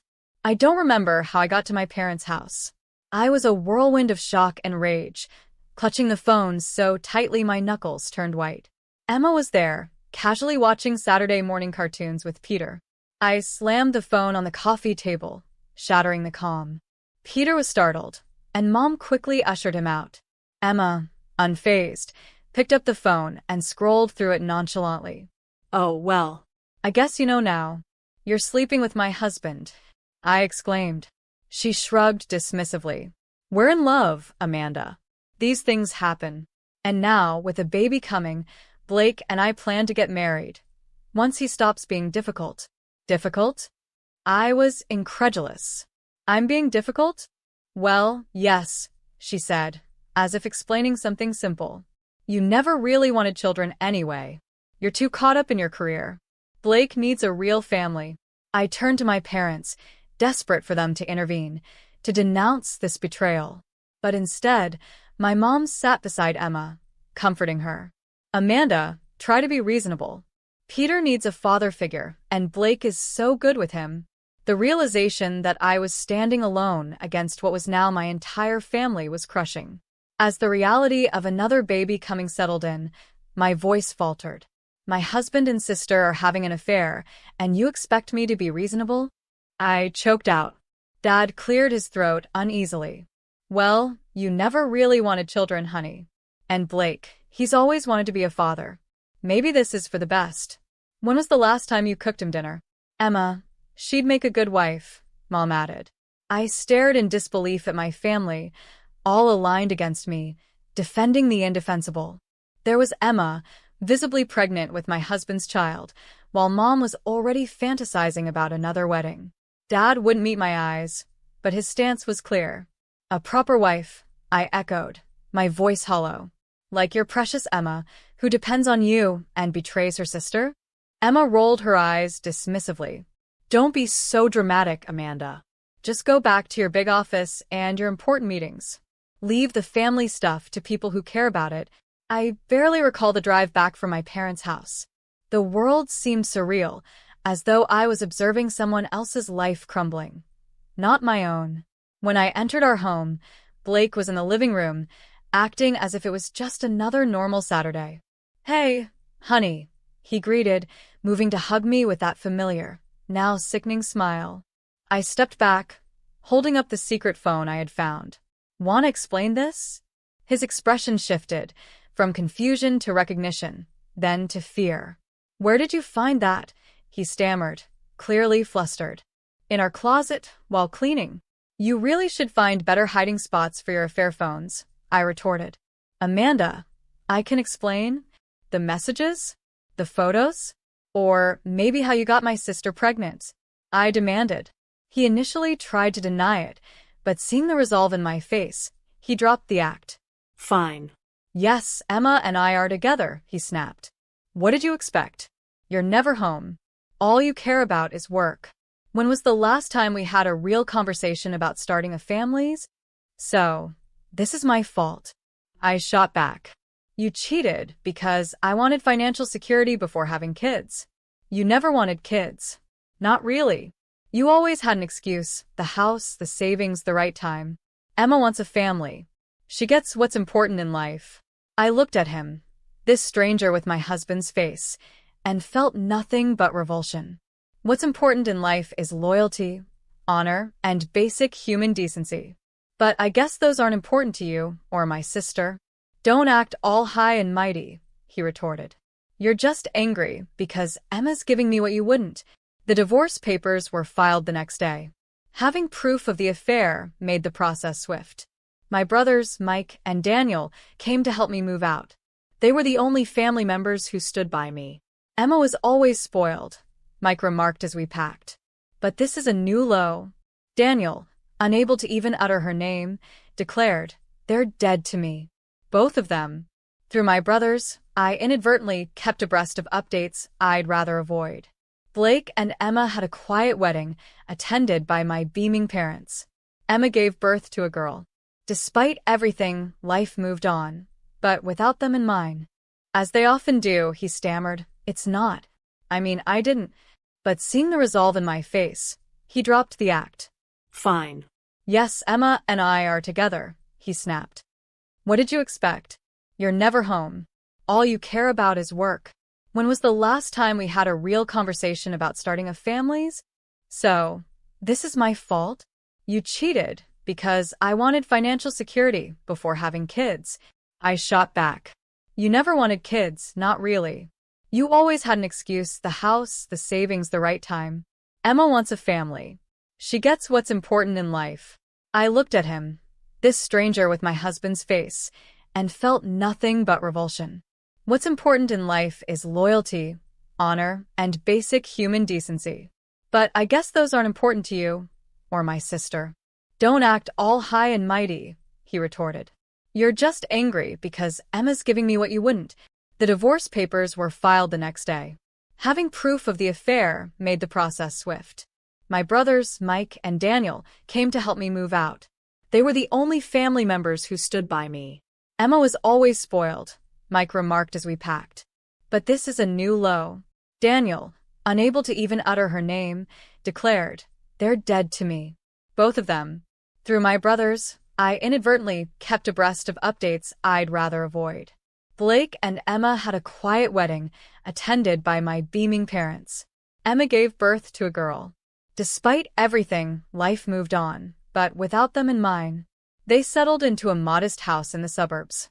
Peter began calling Blake Dad. Mom kept urging us to visit, clinging to the idea that we needed to be a family again. Mike shared this with me during one of our monthly dinners. "She says we need to be a family again," he relayed. "We are a family," Daniel responded, raising his glass. "The three of us. That's enough." I nodded, thankful for the loyalty of my brothers. In a world where fidelity seems scarce, we alone recognized that some betrayals are irreparable, some bridges permanently burned, and sometimes families are healthier apart. Years of change shaped new lives for all of us. My new apartment was a loft with a view of the city skyline, complete with floor-to-ceiling windows, marble countertops, and ample space to showcase the art collection I had always dreamed of. The Mercedes parked in my reserved spot shone under the garage lights. I had achieved everything as planned. My brothers frequently visited, sharing snippets of news. Emma and Blake were floundering, having moved 4 times in 3 years, each home smaller than the last. But their struggles were no longer my concern. Then, on a Tuesday evening, a familiar number illuminated my phone screen. Amanda, Blake's voice came through, aged yet recognizable, tightening my stomach. "Please don't hang up." I should have, but instead I listened. "We need your help," he said, as if he had any right to ask. "Emma had an accident, a compound fracture. She's had surgery, can't move, can't care for the kids, and she's pregnant again." I sat, phone pressed to my ear, wondering if this was some cruel joke. "The kids need someone to pick them up from school, to watch them until I get home. Peter's struggling to manage, and with the new baby." "You thought what?" My voice was eerily calm. "That I would help. They're your nephews, Amanda. Your family. Emma can't even get to the bathroom by herself." "My family," I repeated. "The sister who betrayed me with my husband? That's my family." "Don't be like that," he snapped, his tone now accusatory. "This isn't about us. It's about innocent children who need help. Are you too selfish to care?" "Too selfish," I scoffed. "That's rich coming from you. We're struggling here." His voice rose. "Do you know how hard it is keeping up with the expenses of children? I'm working overtime just to keep food on the table. We can't even afford a decent place to live. Meanwhile, you're living it up in your luxury condo with your fancy car. So this is about money?" I countered sharply. "Not all of us can just focus on our careers," he retorted bitterly. "Some of us have real responsibilities." "Must be nice," I replied coldly. "Having the family you stole and no way to support them. Sounds like a real dream come true. The kids need parents who didn't build their lives on betrayal. Goodbye, Blake." I hung up mid-protest and blocked his number before he could call again. My mother's number flashing on my phone was almost as unwelcome. I answered anyway, out of some lingering habit. "Amanda," Mom began, with that tone she used when she wanted something. "We need to talk about Emma. She needs help. Blake called you, didn't he?" As I paced my living room, her voice came through the phone, strained and pleading. "He told you about her leg, didn't he?" "Yes, he did. And I told him what I'm telling you. Not my problem. How can you be so cold? She's your sister, and she's struggling with 3 kids, soon to be 4. The sister who slept with my husband? That sister? I replied, my voice icy. Mom sighed heavily. That was years ago, Amanda. You need to move past it. We're family. Funny how family only matters when you need something from me, I countered. Her silence was telling. We've helped her as much as we can, Mom's voice cracked. But she keeps asking for more, money for the kids, the rent, everything. We've gone through all our savings. Your father and we can't keep this up. I couldn't suppress a bitter laugh. So the golden child is finally becoming too expensive to maintain? Don't be cruel, she said. She's never learned to. To what? Work? Support herself? Take responsibility for her actions? I cut her off. Her voice faltered. We did our best. No, I snapped. You did your easiest. And now you're calling me because the monster you created is too expensive to feed. I wonder why that is, I said coldly. She just keeps having babies, Mom blurted out, frustration seeping through. She won't look for a job, says she's too busy with the children, but she's always asking for money. Always needing something? Sounds exactly like the person you raised her to be, I replied icily. The princess who never had to face consequences. You have no right to speak to me like that. Mom's voice rose sharply. I am your mother. And whose fault is it that Emma turned out this way? Who taught her that she never had to work for anything? That someone would always bail her out? We did our best.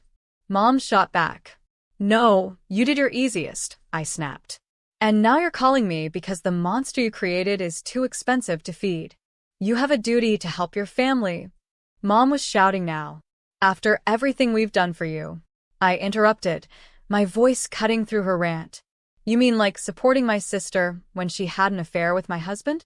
Or like calling me selfish for wanting financial security before having children?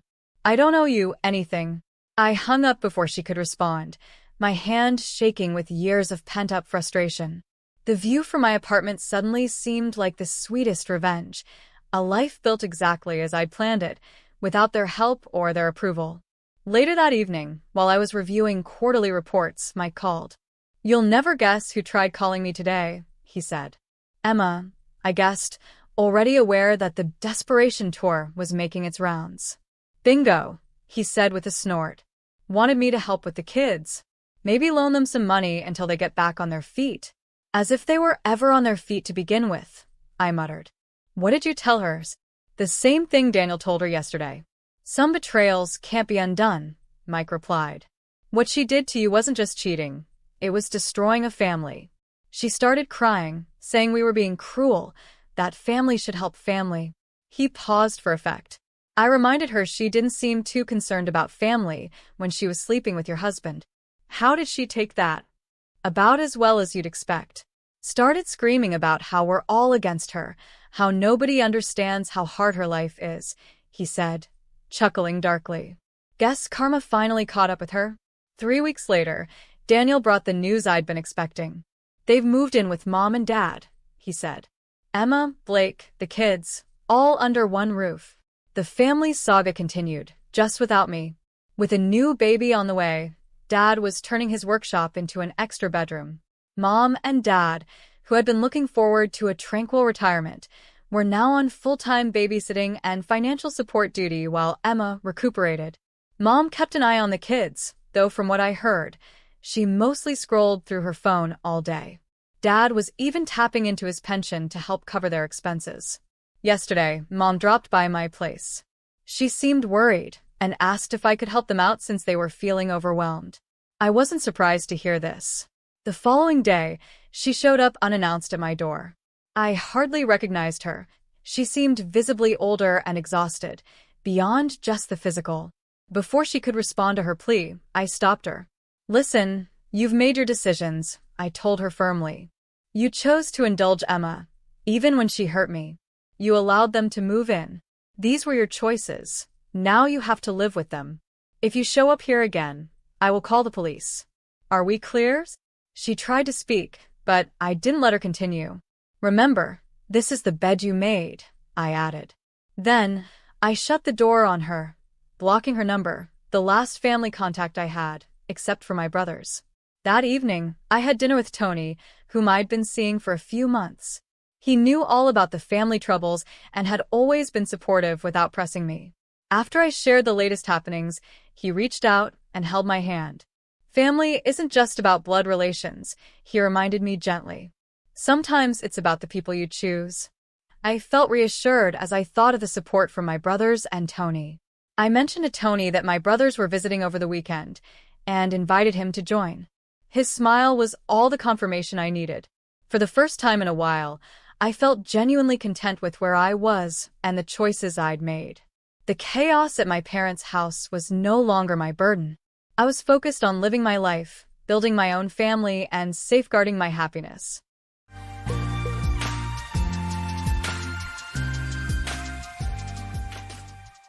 Hello, hi, sweetheart. It's wonderful to hear your voice again. I have to admit, it was quite a challenge finding a new phone number for either of you. So, how are things going on your end?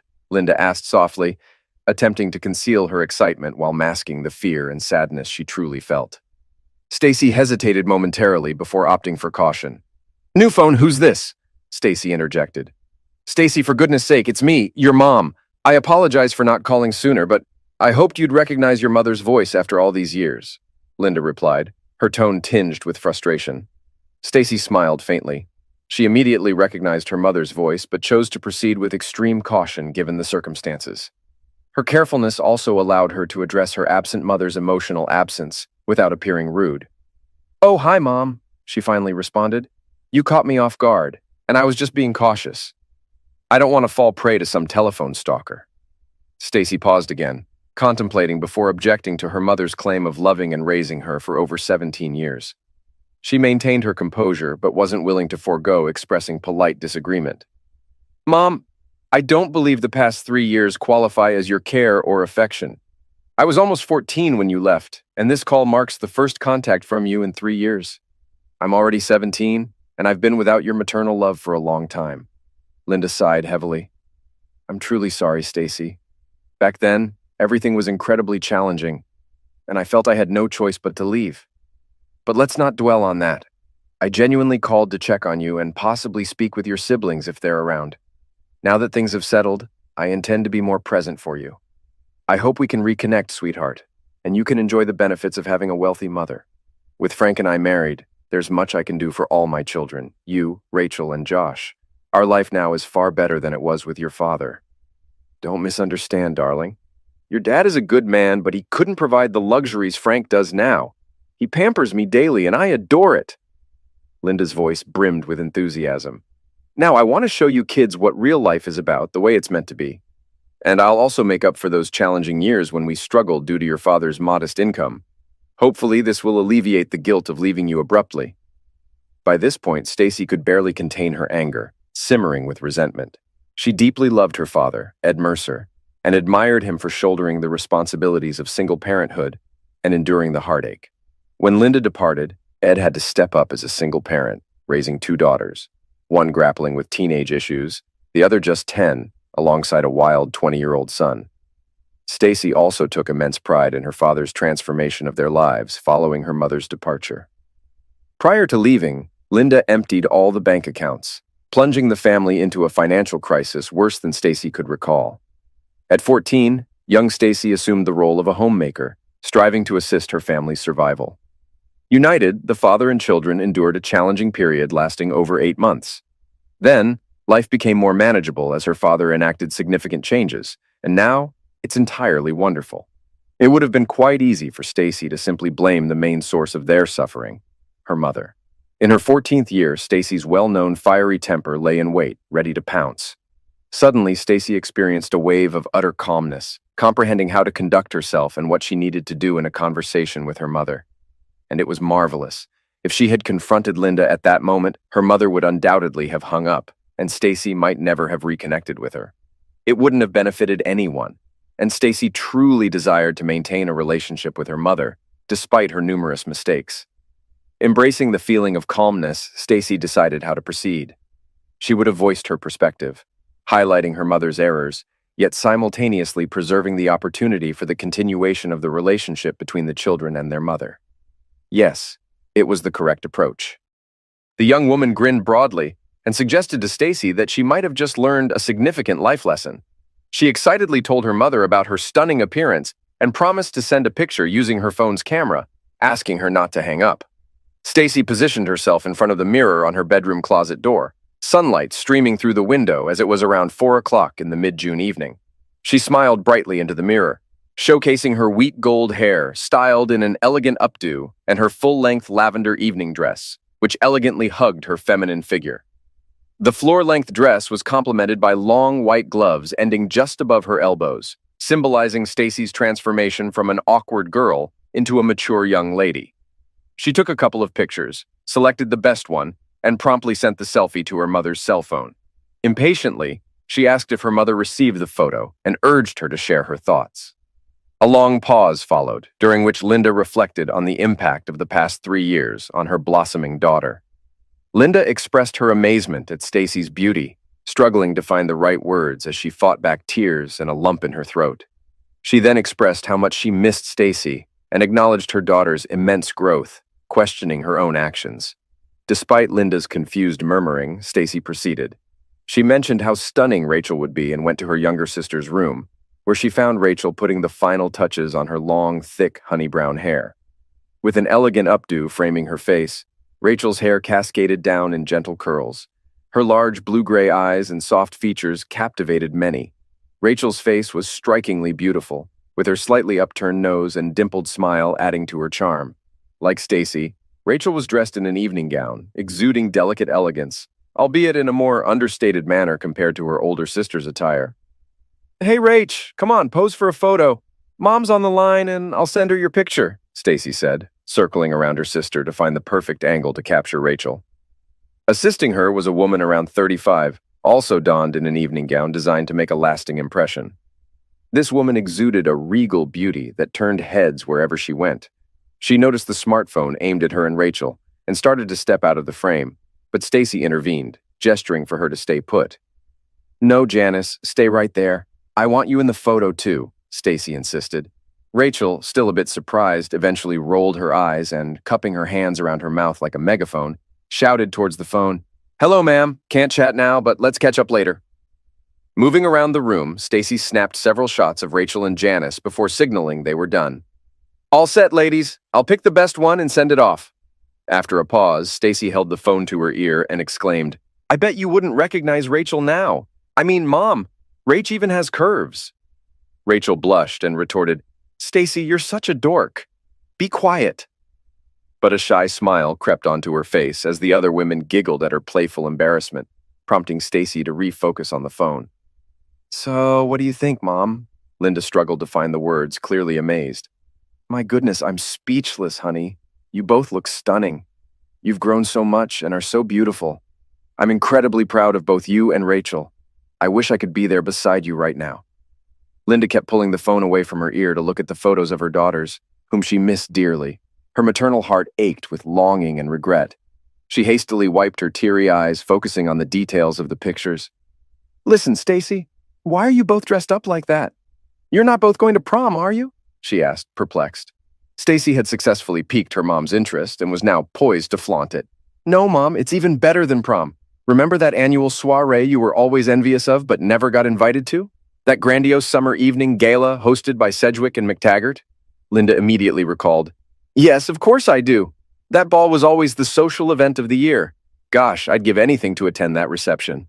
Only the most influential and glamorous people in the entire state get invited." Linda's voice carried a wistful tone. "I've always longed for the chance to don a beautiful evening gown and mingle with the social elite. It would be a dream come true." Linda sighed sentimentally before snapping back to reality. "Oh my goodness. Did you and Rachel land jobs as hostesses or waitresses at that party? Wow, this is incredible. I'm so proud of both of you. Just imagine, my daughters will be there at the reception mingling with all those high society folks," Linda exclaimed, marveling at the picture that unfolded before her. No, Mom. Rachel and I aren't working as staff. We're invited guests," Stacy shared with her mother the secret they had with Rachel, brimming with pride and excitement.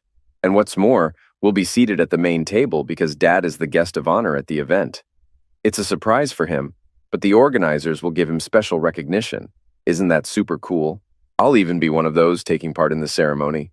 Oh, my mom, nervous, but at the same time incredibly excited. Linda was utterly taken aback. What? You must be joking, right? Stacy, honey, you've got to be joking. Why would a humble cost control clerk be invited to such an esteemed event? And as the guest of honor, no less? Huffing. That's just not something that happens in real life. Okay, come on, honey, admit it. You're just pulling my leg, right? Well, yes, of course, Mom, the eldest daughter chuckled. Of course. Rachel and I dress to the nines every day just to await your call and deliberately tease you. Let's be realistic, Mom. A lot has changed since you left us. We were in immense pain. No, we were all utterly devastated. But Dad managed to bring us all together, even Josh, and somehow built a new life for us without you. Perhaps I should catch you up on what's happened since you left. We need to do this quickly because the limo with Fona and Josh should be back. She glanced at her watch. In about 15 minutes, and then we'll all need to leave. Stacy took a deep breath to quell her anger before recounting their life after. Mom, Dad was practically shattered when he found out about you and some old guy in bed together. You disappeared right after he confronted you about it. Honestly, I think you were planning to leave anyway. You just had to move up the date a bit. At this juncture, Linda interrupted her daughter's story, whispering, Sorry, Stacy. I didn't realize you knew about what went down between your dad and me. But yeah, after he found out, I felt I had to split. What was the use of sticking around? He even had photos of us. Frank and I decided to ditch the city and shack up in his Manhattan apartment, and we've been there since. Stacy, I'm sorry your dad decided to spill the beans to you. If you want to know, I think it was pretty messed up to drag you kids into this mess. Mom! Unable to hold back, the girl yelled, stomping her foot in frustration. This is, well, total crap. Stacy then tried to rein in her temper and the overwhelming emotions. She took a couple of deep breaths and then continued speaking clearly. Dad didn't spill anything to us. I told him about this. Who do you think took those photos, huh? Yeah, that's right, Mom. That day, Rachel and I came home and everything was quiet except for some weird noises from your room. I told Rachel to wait downstairs while I quietly went up to see what was up. When I saw you snapping pictures while lying on the bed, you quickly sent them to Dad. Then Rachel and I left to hang out with friends. Later, when we got back that evening, you were holed up in your room, crying. The next morning, you were gone. So the last image I have of my caring mother is her under some gross old man in Dad's room. Seriously, Mom, tell me I didn't need therapy to erase those ugly images from my mind. Thank goodness you two at least covered yourselves. Otherwise, I'd probably still be in therapy. I can't believe you're the one who betrayed me. Stacy, how could you do this? Linda exclaimed, a mix of frustration and indignation in her voice. I don't think now's the time or place to trade barbs about betrayal, Mom. That'd be quite an uneven match, don't you think? I could unleash my fire hose against your water pistol at any moment, if you catch my drift. And let's not forget what Rach and Josh might have to say about you too. So, do you want to recap the past 3 years or what? While talking to her mom on the phone, Stacy was inwardly surprised at how composed and rational she was handling the situation. She realized she had really grown and matured in the past few years. At that moment, Linda realized that to salvage any semblance of a relationship with her children in the future, she'd have to confront the harsh reality of responsibility for her actions and their repercussions. It won't be an easy feat. A few gifts and occasional meetings won't magically mend things. Something deeper is required. Her children must come to terms with the inevitable and adjust to life without her. Linda truly desired to understand how they were coping, but to do so, she must hear their feelings regarding her decisions and life choices. Did they all resent her? There's no escaping reality now. If she retreats, she'll likely lose them, possibly forever. However, if she intends to rebuild the relationship, she must acknowledge their emotions and allow their intense feelings to wash over her. Is she prepared for this? Was it all worth the pain she knew would inevitably follow? Linda gathered her resolve. Her voice softened with regret over the phone. Yes, Stacy, you're absolutely right. I suppose someday we'll have to sit down and thoroughly discuss all these matters. But for now, we must focus on restoring some semblance of communication. I reached out to reconnect with you, my children, and that's a good first step. Don't you think? Now let me hear about how your lives have unfolded. After Linda's departure, Stacy couldn't wait to update her mother on the family's journey since her absence. She began excitedly recounting, "Mom, you won't believe what's happened. It's like something out of a novel or even a fairy tale. Anyway, after you left, Dad went through a rough patch for a few months. It was tough. Many times when Rachel and I returned from school, I'd have her wait outside while I checked inside, fearing I might find Dad. You know. Every phone call made me jump, fearing it might be the police, the hospital, or worse.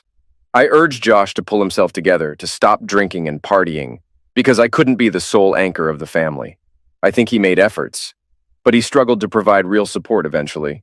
One day, Dad began reading books about overcoming heartbreak, grief, and such. Often, at night, he'd lock himself in his room, and Rachel and I could hear the keys clicking on his computer keyboard. He poured his thoughts and feelings onto the screen, and I believe it helped him tremendously. Oh, and Mom, remember how overweight Dad was? Well, he started rising early to run, even dusting off the treadmill and weights, using them regularly. It seemed like he was pushing himself to embrace life again, which was uplifting to see. Stacy paused and thought for a moment, then said, "I'm guessing you probably don't want to know all this stuff about Dad, but it's really important in the grand scheme of what I'm trying to explain to you about our lives. So I'm sorry if this isn't what you want to hear, but by the way, Dad looks pretty hot now." Even over the phone, it was clear that Stacy was smiling. No, it's okay, honey. I really needed to hear about this. But thank you for taking care of me and telling me about how everything happened for you. I really want to know how things are going with you, Rachel and Josh. Well, with Rachel, it's simple. After what happened, she seemed to shut down, retreat into herself, and remained in this sort of detached state for quite a long time. Now she's almost back to her old self, and you won't believe how well she's doing. A lot of it has to do with Janice. She and Rachel really became friends. Linda looked at the photo on her phone again and zoomed in, this time paying special attention to the woman who was helping Rachel get dressed. "Okay, so who is this Janice you're talking about?" "Oh, sorry, Mom. Janice is Dad's girlfriend." "Isn't she gorgeous? And she's so sweet. She is a former swimsuit model, but Janice is still involved in modeling. She really helped Rachel come out of her shell and now supports her desire to start a career in the modeling world." Stacy perked up, nearly jumping out of her bed when she remembered something about, by the way, "Mom, you should definitely pick up a copy of last month's Teen Fashion World magazine. Rach is on the COVID, and she looks absolutely stunning. Recently, she has really become a very popular model." "What? How? When did all this happen? First your father hooked up with a girl half his age, and now she's selling your little sister to some dirty photographers. If only I knew what she was doing with the cheesecake photo one. Then I will bring charges against both your father and this Janet, or whatever her name is." The enraged Linda almost choked from the indignation that gripped her. Stacy held off on responding immediately to help calm the situation, then spoke softly to emphasize her point. "Mom, Dad and Janice are extremely careful. They handle all of Rachel's and my modeling work with great caution. One of them is always present at our shoots, and they make sure the photographer signs a strict contract with Dad. According to the terms, not a single photo can be taken without Dad's permission." "Do you truly believe Dad would approve anything remotely suggestive? He won't even let Rachel wear a swimsuit. And about Dad's girlfriend, as I mentioned, her name is Janice. She's 34, which means there's an 11-year age gap between her and Dad. It's actually much less of a difference compared to you and Frankie. How old is he, 100? Anyway, I'm not sure if they'll ever get married, but from what I see, they're very compatible. Janice has been a great support to him, and Dad seems genuinely happy. I've never seen him this content." "That's the situation, Mom. I'm being honest about what I observe and feel. Frank is only 66, not as old as you seem to think," Stacy interjected, her displeasure evident. "I'm just unsure if modeling is the right path for Rachel. I believe she'd benefit more from pursuing something more meaningful." Stacy bit her tongue to prevent herself from losing her temper and blurting out something regrettable. She turned away from her cell phone and took a deep breath, trying to regain her composure. Afterward, she returned the cell phone to her ear and continued speaking, disregarding the interruption. "Rachel's modeling career has really helped her, Mom. She's much less shy now and exudes confidence and composure that she didn't have before. She's finally discovered her true self, her capabilities, and what she's truly passionate about. Sometimes she even takes charge in the studio or suggests creative-themed poses for her shoots. Mom, let's be real. Rachel was never a standout student and always saw herself as a failure, thinking her future held nothing good. But now she's poised to become a top-tier fashion model before finishing high school, with a bank account even you'd be proud of. And yes, Mom, I said that. I also model, but it's not my passion. Rachel and I do fashion shows together, but I mainly serve as support, complimenting Rachel's looks or showcasing different outfits. The best part? Rachel and I have grown close, helping each other out and collaborating. Plus, I'm making good money enough to save for college. Don't worry, I still enjoy school and maintain good grades.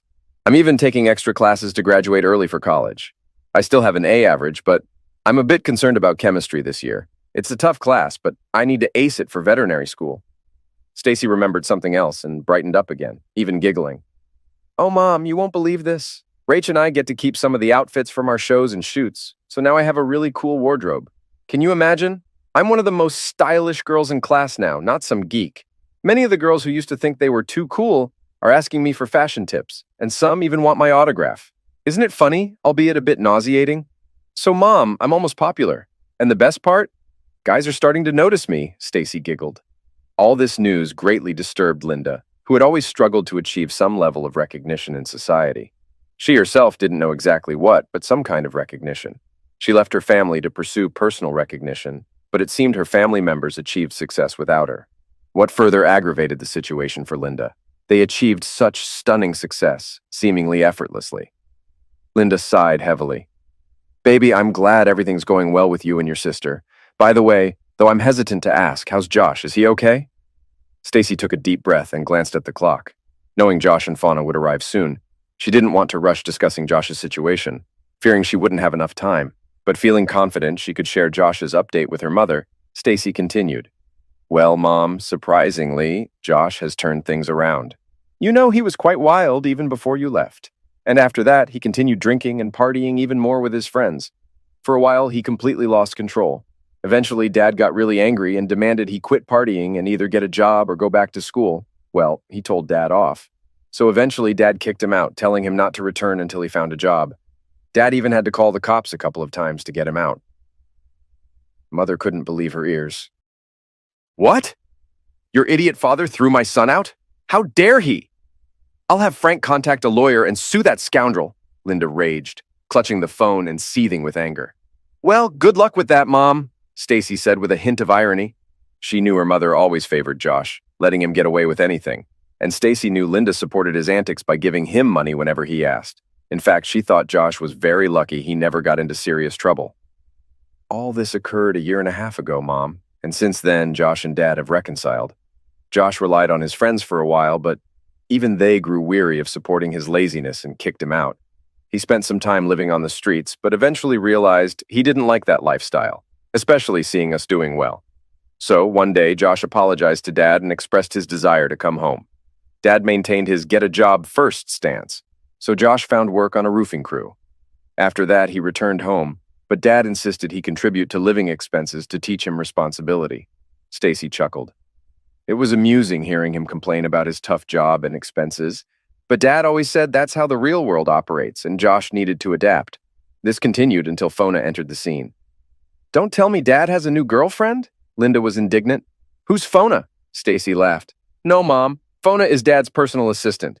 She's sharp-tongued and won't tolerate objections. Dad calls her his cool boss. Despite being only 22, she's competent and reliable. They met at a conference in Minneapolis. Fona approached him, shook his hand, and advised him to hire her for organizing trips, booking tickets, and managing expenses if he wanted real success. Impressed by her no-nonsense attitude, Dad hired Fona on the spot. Now she lives with us, and Dad jokes about having his own harem. It's hilarious, Stacy laughed. Fona has been crucial in Dad's career development. She's like my big sister, and we all adore her. Oh, Mom, Fona's a real stunner from Norway. She's 5'7", with a trendy haircut, short blonde hair, and piercing light blue eyes. Poor Josh fell for her immediately, but Fona made it clear she wouldn't date someone without direction. Suddenly, Josh had newfound motivation. Stacy's tone turned serious as she shared the latest about her brother. And now, the big news. Mom, brace yourself. 4 months ago, Josh enlisted in the Air Force and will soon head to language school in Monterey, California. Well, I think so. What language school? Russian. Linda gasped in shock. It was already beyond her comprehension. Chuckling quietly at her mother's reaction, Stacy remarked, Isn't it wild? Josh is currently stationed at Lackland Air Force Base, waiting for clearance. So, Dad asked him to come home and attend a party in his honor. Oh, and Fona's started treating him more gently, though she still won't admit she's with Josh. But we girls can tell she's fallen for him too. Fona's not seeing anyone else, and they spend hours on the phone whenever they can. Josh is so smitten. And get this, he plans to finish language school, go to college, earn a degree, and become an officer. Can you believe it, Mom? My always crazy brother, now a military officer. For those who knew him before, this sounds like utter nonsense. Love sure makes you do strange things, doesn't it, Mom? Stacy smiled, gesturing with her slender stiletto heel during their conversation about her brother's future plans. Suddenly, a baritone voice singing The Impossible Dream echoed in the background. Stacy laughed, leapt off the bed, and dashed into the hallway. Mom, you've got to hear this, she exclaimed into the phone, extending it towards the male voice. Simultaneously, female voices joined in with wolf howls and giggles. Then Rachel's laughter rang out. Dad's singing my favorite song, Janice chimed in. Don't quit your day job, Stacy teased. Dad, why don't you take that act on the road? The bus leaves in 10 minutes. Ed's voice, filled with mock indignation, broke through the laughter of the girls. Girls, you're eliminating me. No respect in my own family. I've had it. You're all off my Christmas list. Another burst of laughter, followed by a chorus of, We love you, Daddy, and reassurance from the man. They're back on the list, Stacy resumed her conversation. Returning to the phone, Stacy continued to giggle. Dad's a riot. He sings when he's happy or nervous, and we always egg him on. It's our little game with him.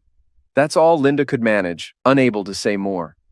Subconsciously, she hoped her family was still suffering without her, but seeing they were thriving, she fell silent, feeling somewhat dazed.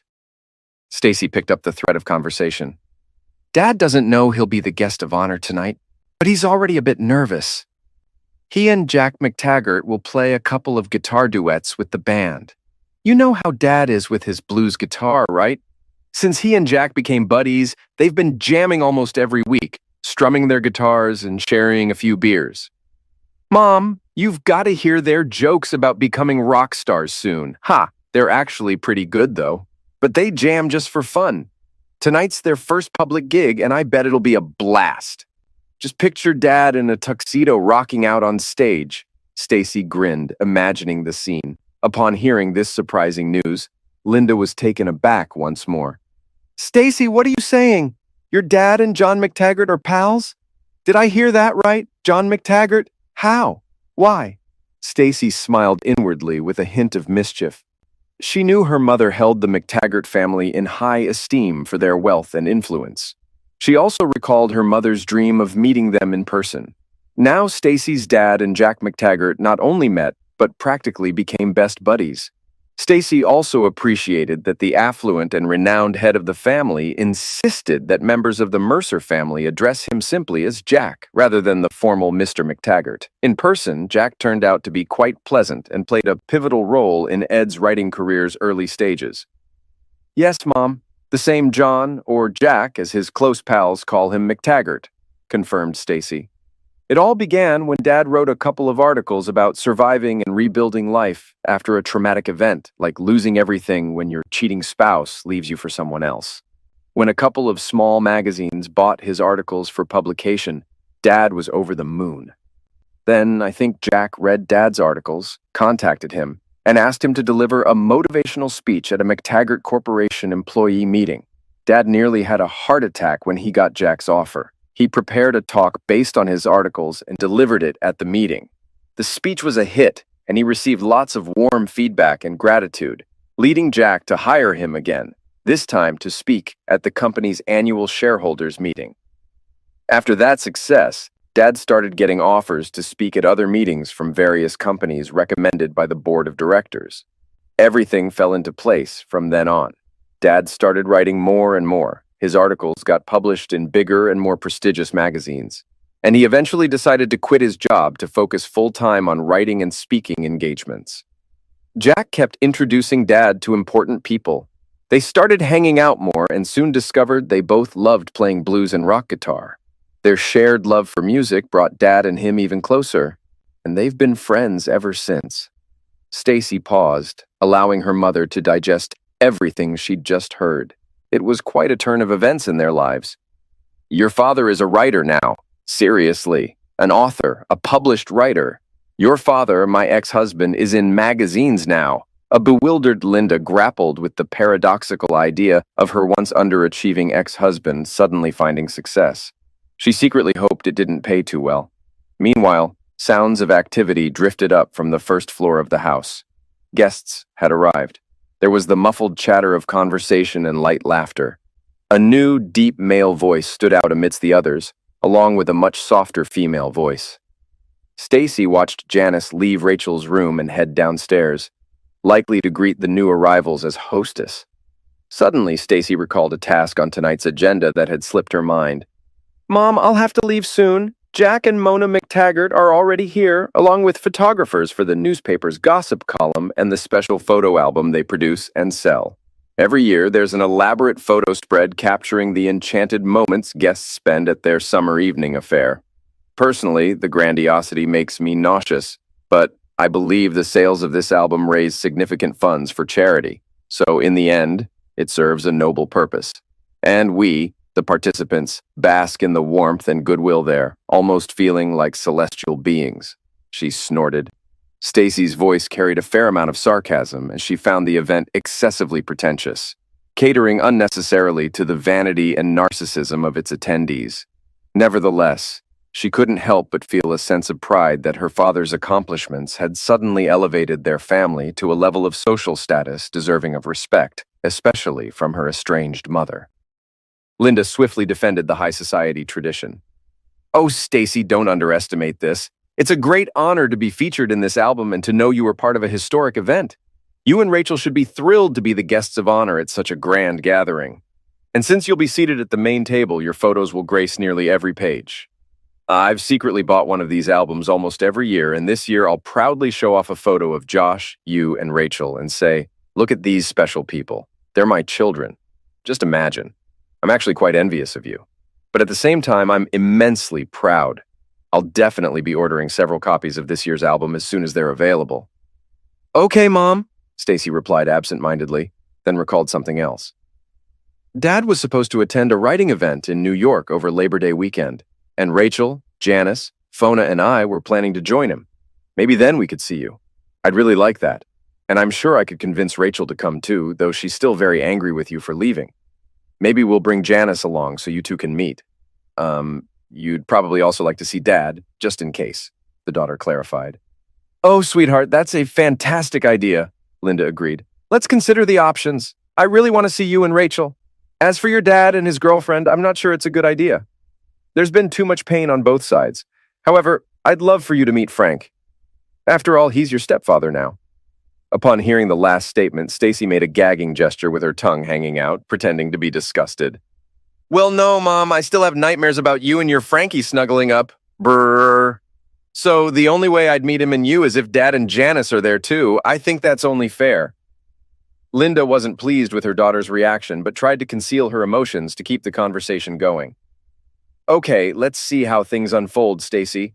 But let's not lose sight of our shared goal, to finally reunite. I can't wait to see and hug you and Rachel again. So, let's focus on that, honey. By the way, coincidentally, the New York Literary Guild is hosting a Meet the Books Day on Labor Day weekend, and Frank is using his influence to secure tickets for us to attend. I'll push him to get tickets for all of us," the mother assured. Enthralled by the upcoming prestigious event, Linda eagerly shared her plans with her daughter. "This Biennale is shaping up to be quite an esteemed affair. Can you imagine, Stacy? Many renowned writers will be there, some signing their books and engaging with readers and fans. Perhaps you'll even get a selfie with one of the famous authors. You should see how excited Frank is. Need I say more? Did you know David Volches himself promised to attend, and Frank is really keen to meet him? David is an up-and-coming writer, but Frank insists his debut book is sensational and absolutely brilliant." "Yes, Mom, I've heard of David Volches. Actually, I've met him several times. I agree his work is truly remarkable. I read his book some time ago and found it quite, well, thought-provoking. Have you read his book yourself?" Stacy's jab caught Linda off guard, but she chose not to react. "No, to be honest, I haven't read it. It's not really my type of reading. But Frank? Oh, he's a big fan." Stacy chuckled, almost about to comment on how the book lacked enough pictures for her mom's literary tastes, but she held back. Mom, do you have a hardcover or paperback copy of David's book handy? Linda glanced around and then went into Frank's office. Yes, we have the hardcover book right here on Frank's desk. Why do you ask, dear?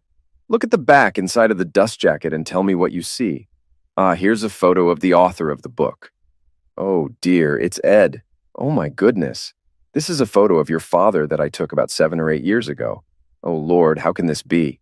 It can't be David Volches. It's your father, not David Volches. Please tell me if this is some sort of mistake.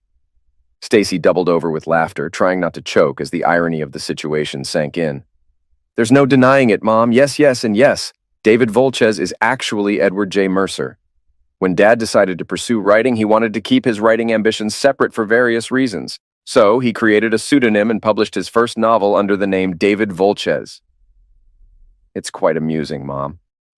Stacy barely managed to speak into the phone, wiping away tears of laughter. Just think!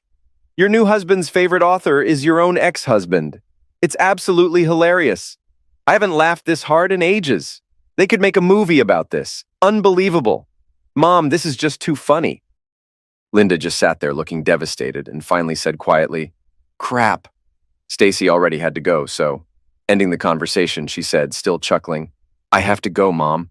I'll send you my email address and you can send me yours and we'll agree on our plans for Labor Day weekend. I'm so glad you called, and I really want to see you again. I love you, Mom. Phew, this is still too funny. In some inexpressibly gloomy voice, Linda asked, Say hi to your brother and sister for me and give them my number so they can call me when they get a chance. I love you too. Stacy, the eldest daughter, turned off the phone and went downstairs, still giggling to herself at the unexpected consequences of the recent turn of events and preening in front of the large mirror, prepared to take photos for the social onlookers. Stacy knew that tonight she would have no problems with her dazzling smile, but only she would know the reason for her excellent mood. Linda continued to sit in deep thought for a long time, staring blankly at the book lying on the table in front of her, until she came to the clear realization that karma is truly a vengeful cow. She didn't have time to completely move away from the conversation with Stacy when Frank almost trotted into the room. Linda, you will never believe what happened. I just received a card from David Volches. I wrote to him telling him how much I enjoyed his book and how much I was looking forward to seeing him in September. And so he answered me, and he wrote the message with his own hand. Can you imagine? Wait, I'll read it to you now. Dear Frank, you have no idea how glad I am that you read and liked my first novel. Although you may not know it, it was you who provided a very positive influence on my life and career. I don't know if I can ever thank you enough for this, so I look forward to thanking you in person. You have lifted a huge weight off my shoulders and provided a much-needed spark for my personal growth as a person and a writer, so I am deeply indebted to you. Best wishes, David Volches. Frank, in his ecstatic joy, continued to babble excitedly about how he must have met David once because his photograph in the book looked a little familiar to him, but he couldn't remember where he had seen the now popular writer. Now her now husband couldn't wait to meet him in person, hoping to become a good friend to his new favorite author. All this time of intense joy and bustle around her, Linda continued to become more and more gloomy and depressed as Frank's words sunk deeper and deeper into her mind. Finally, in a creaky voice from the depths of her parched throat, she exhaustedly squeezed out, Shut up, Frank. Just shut up.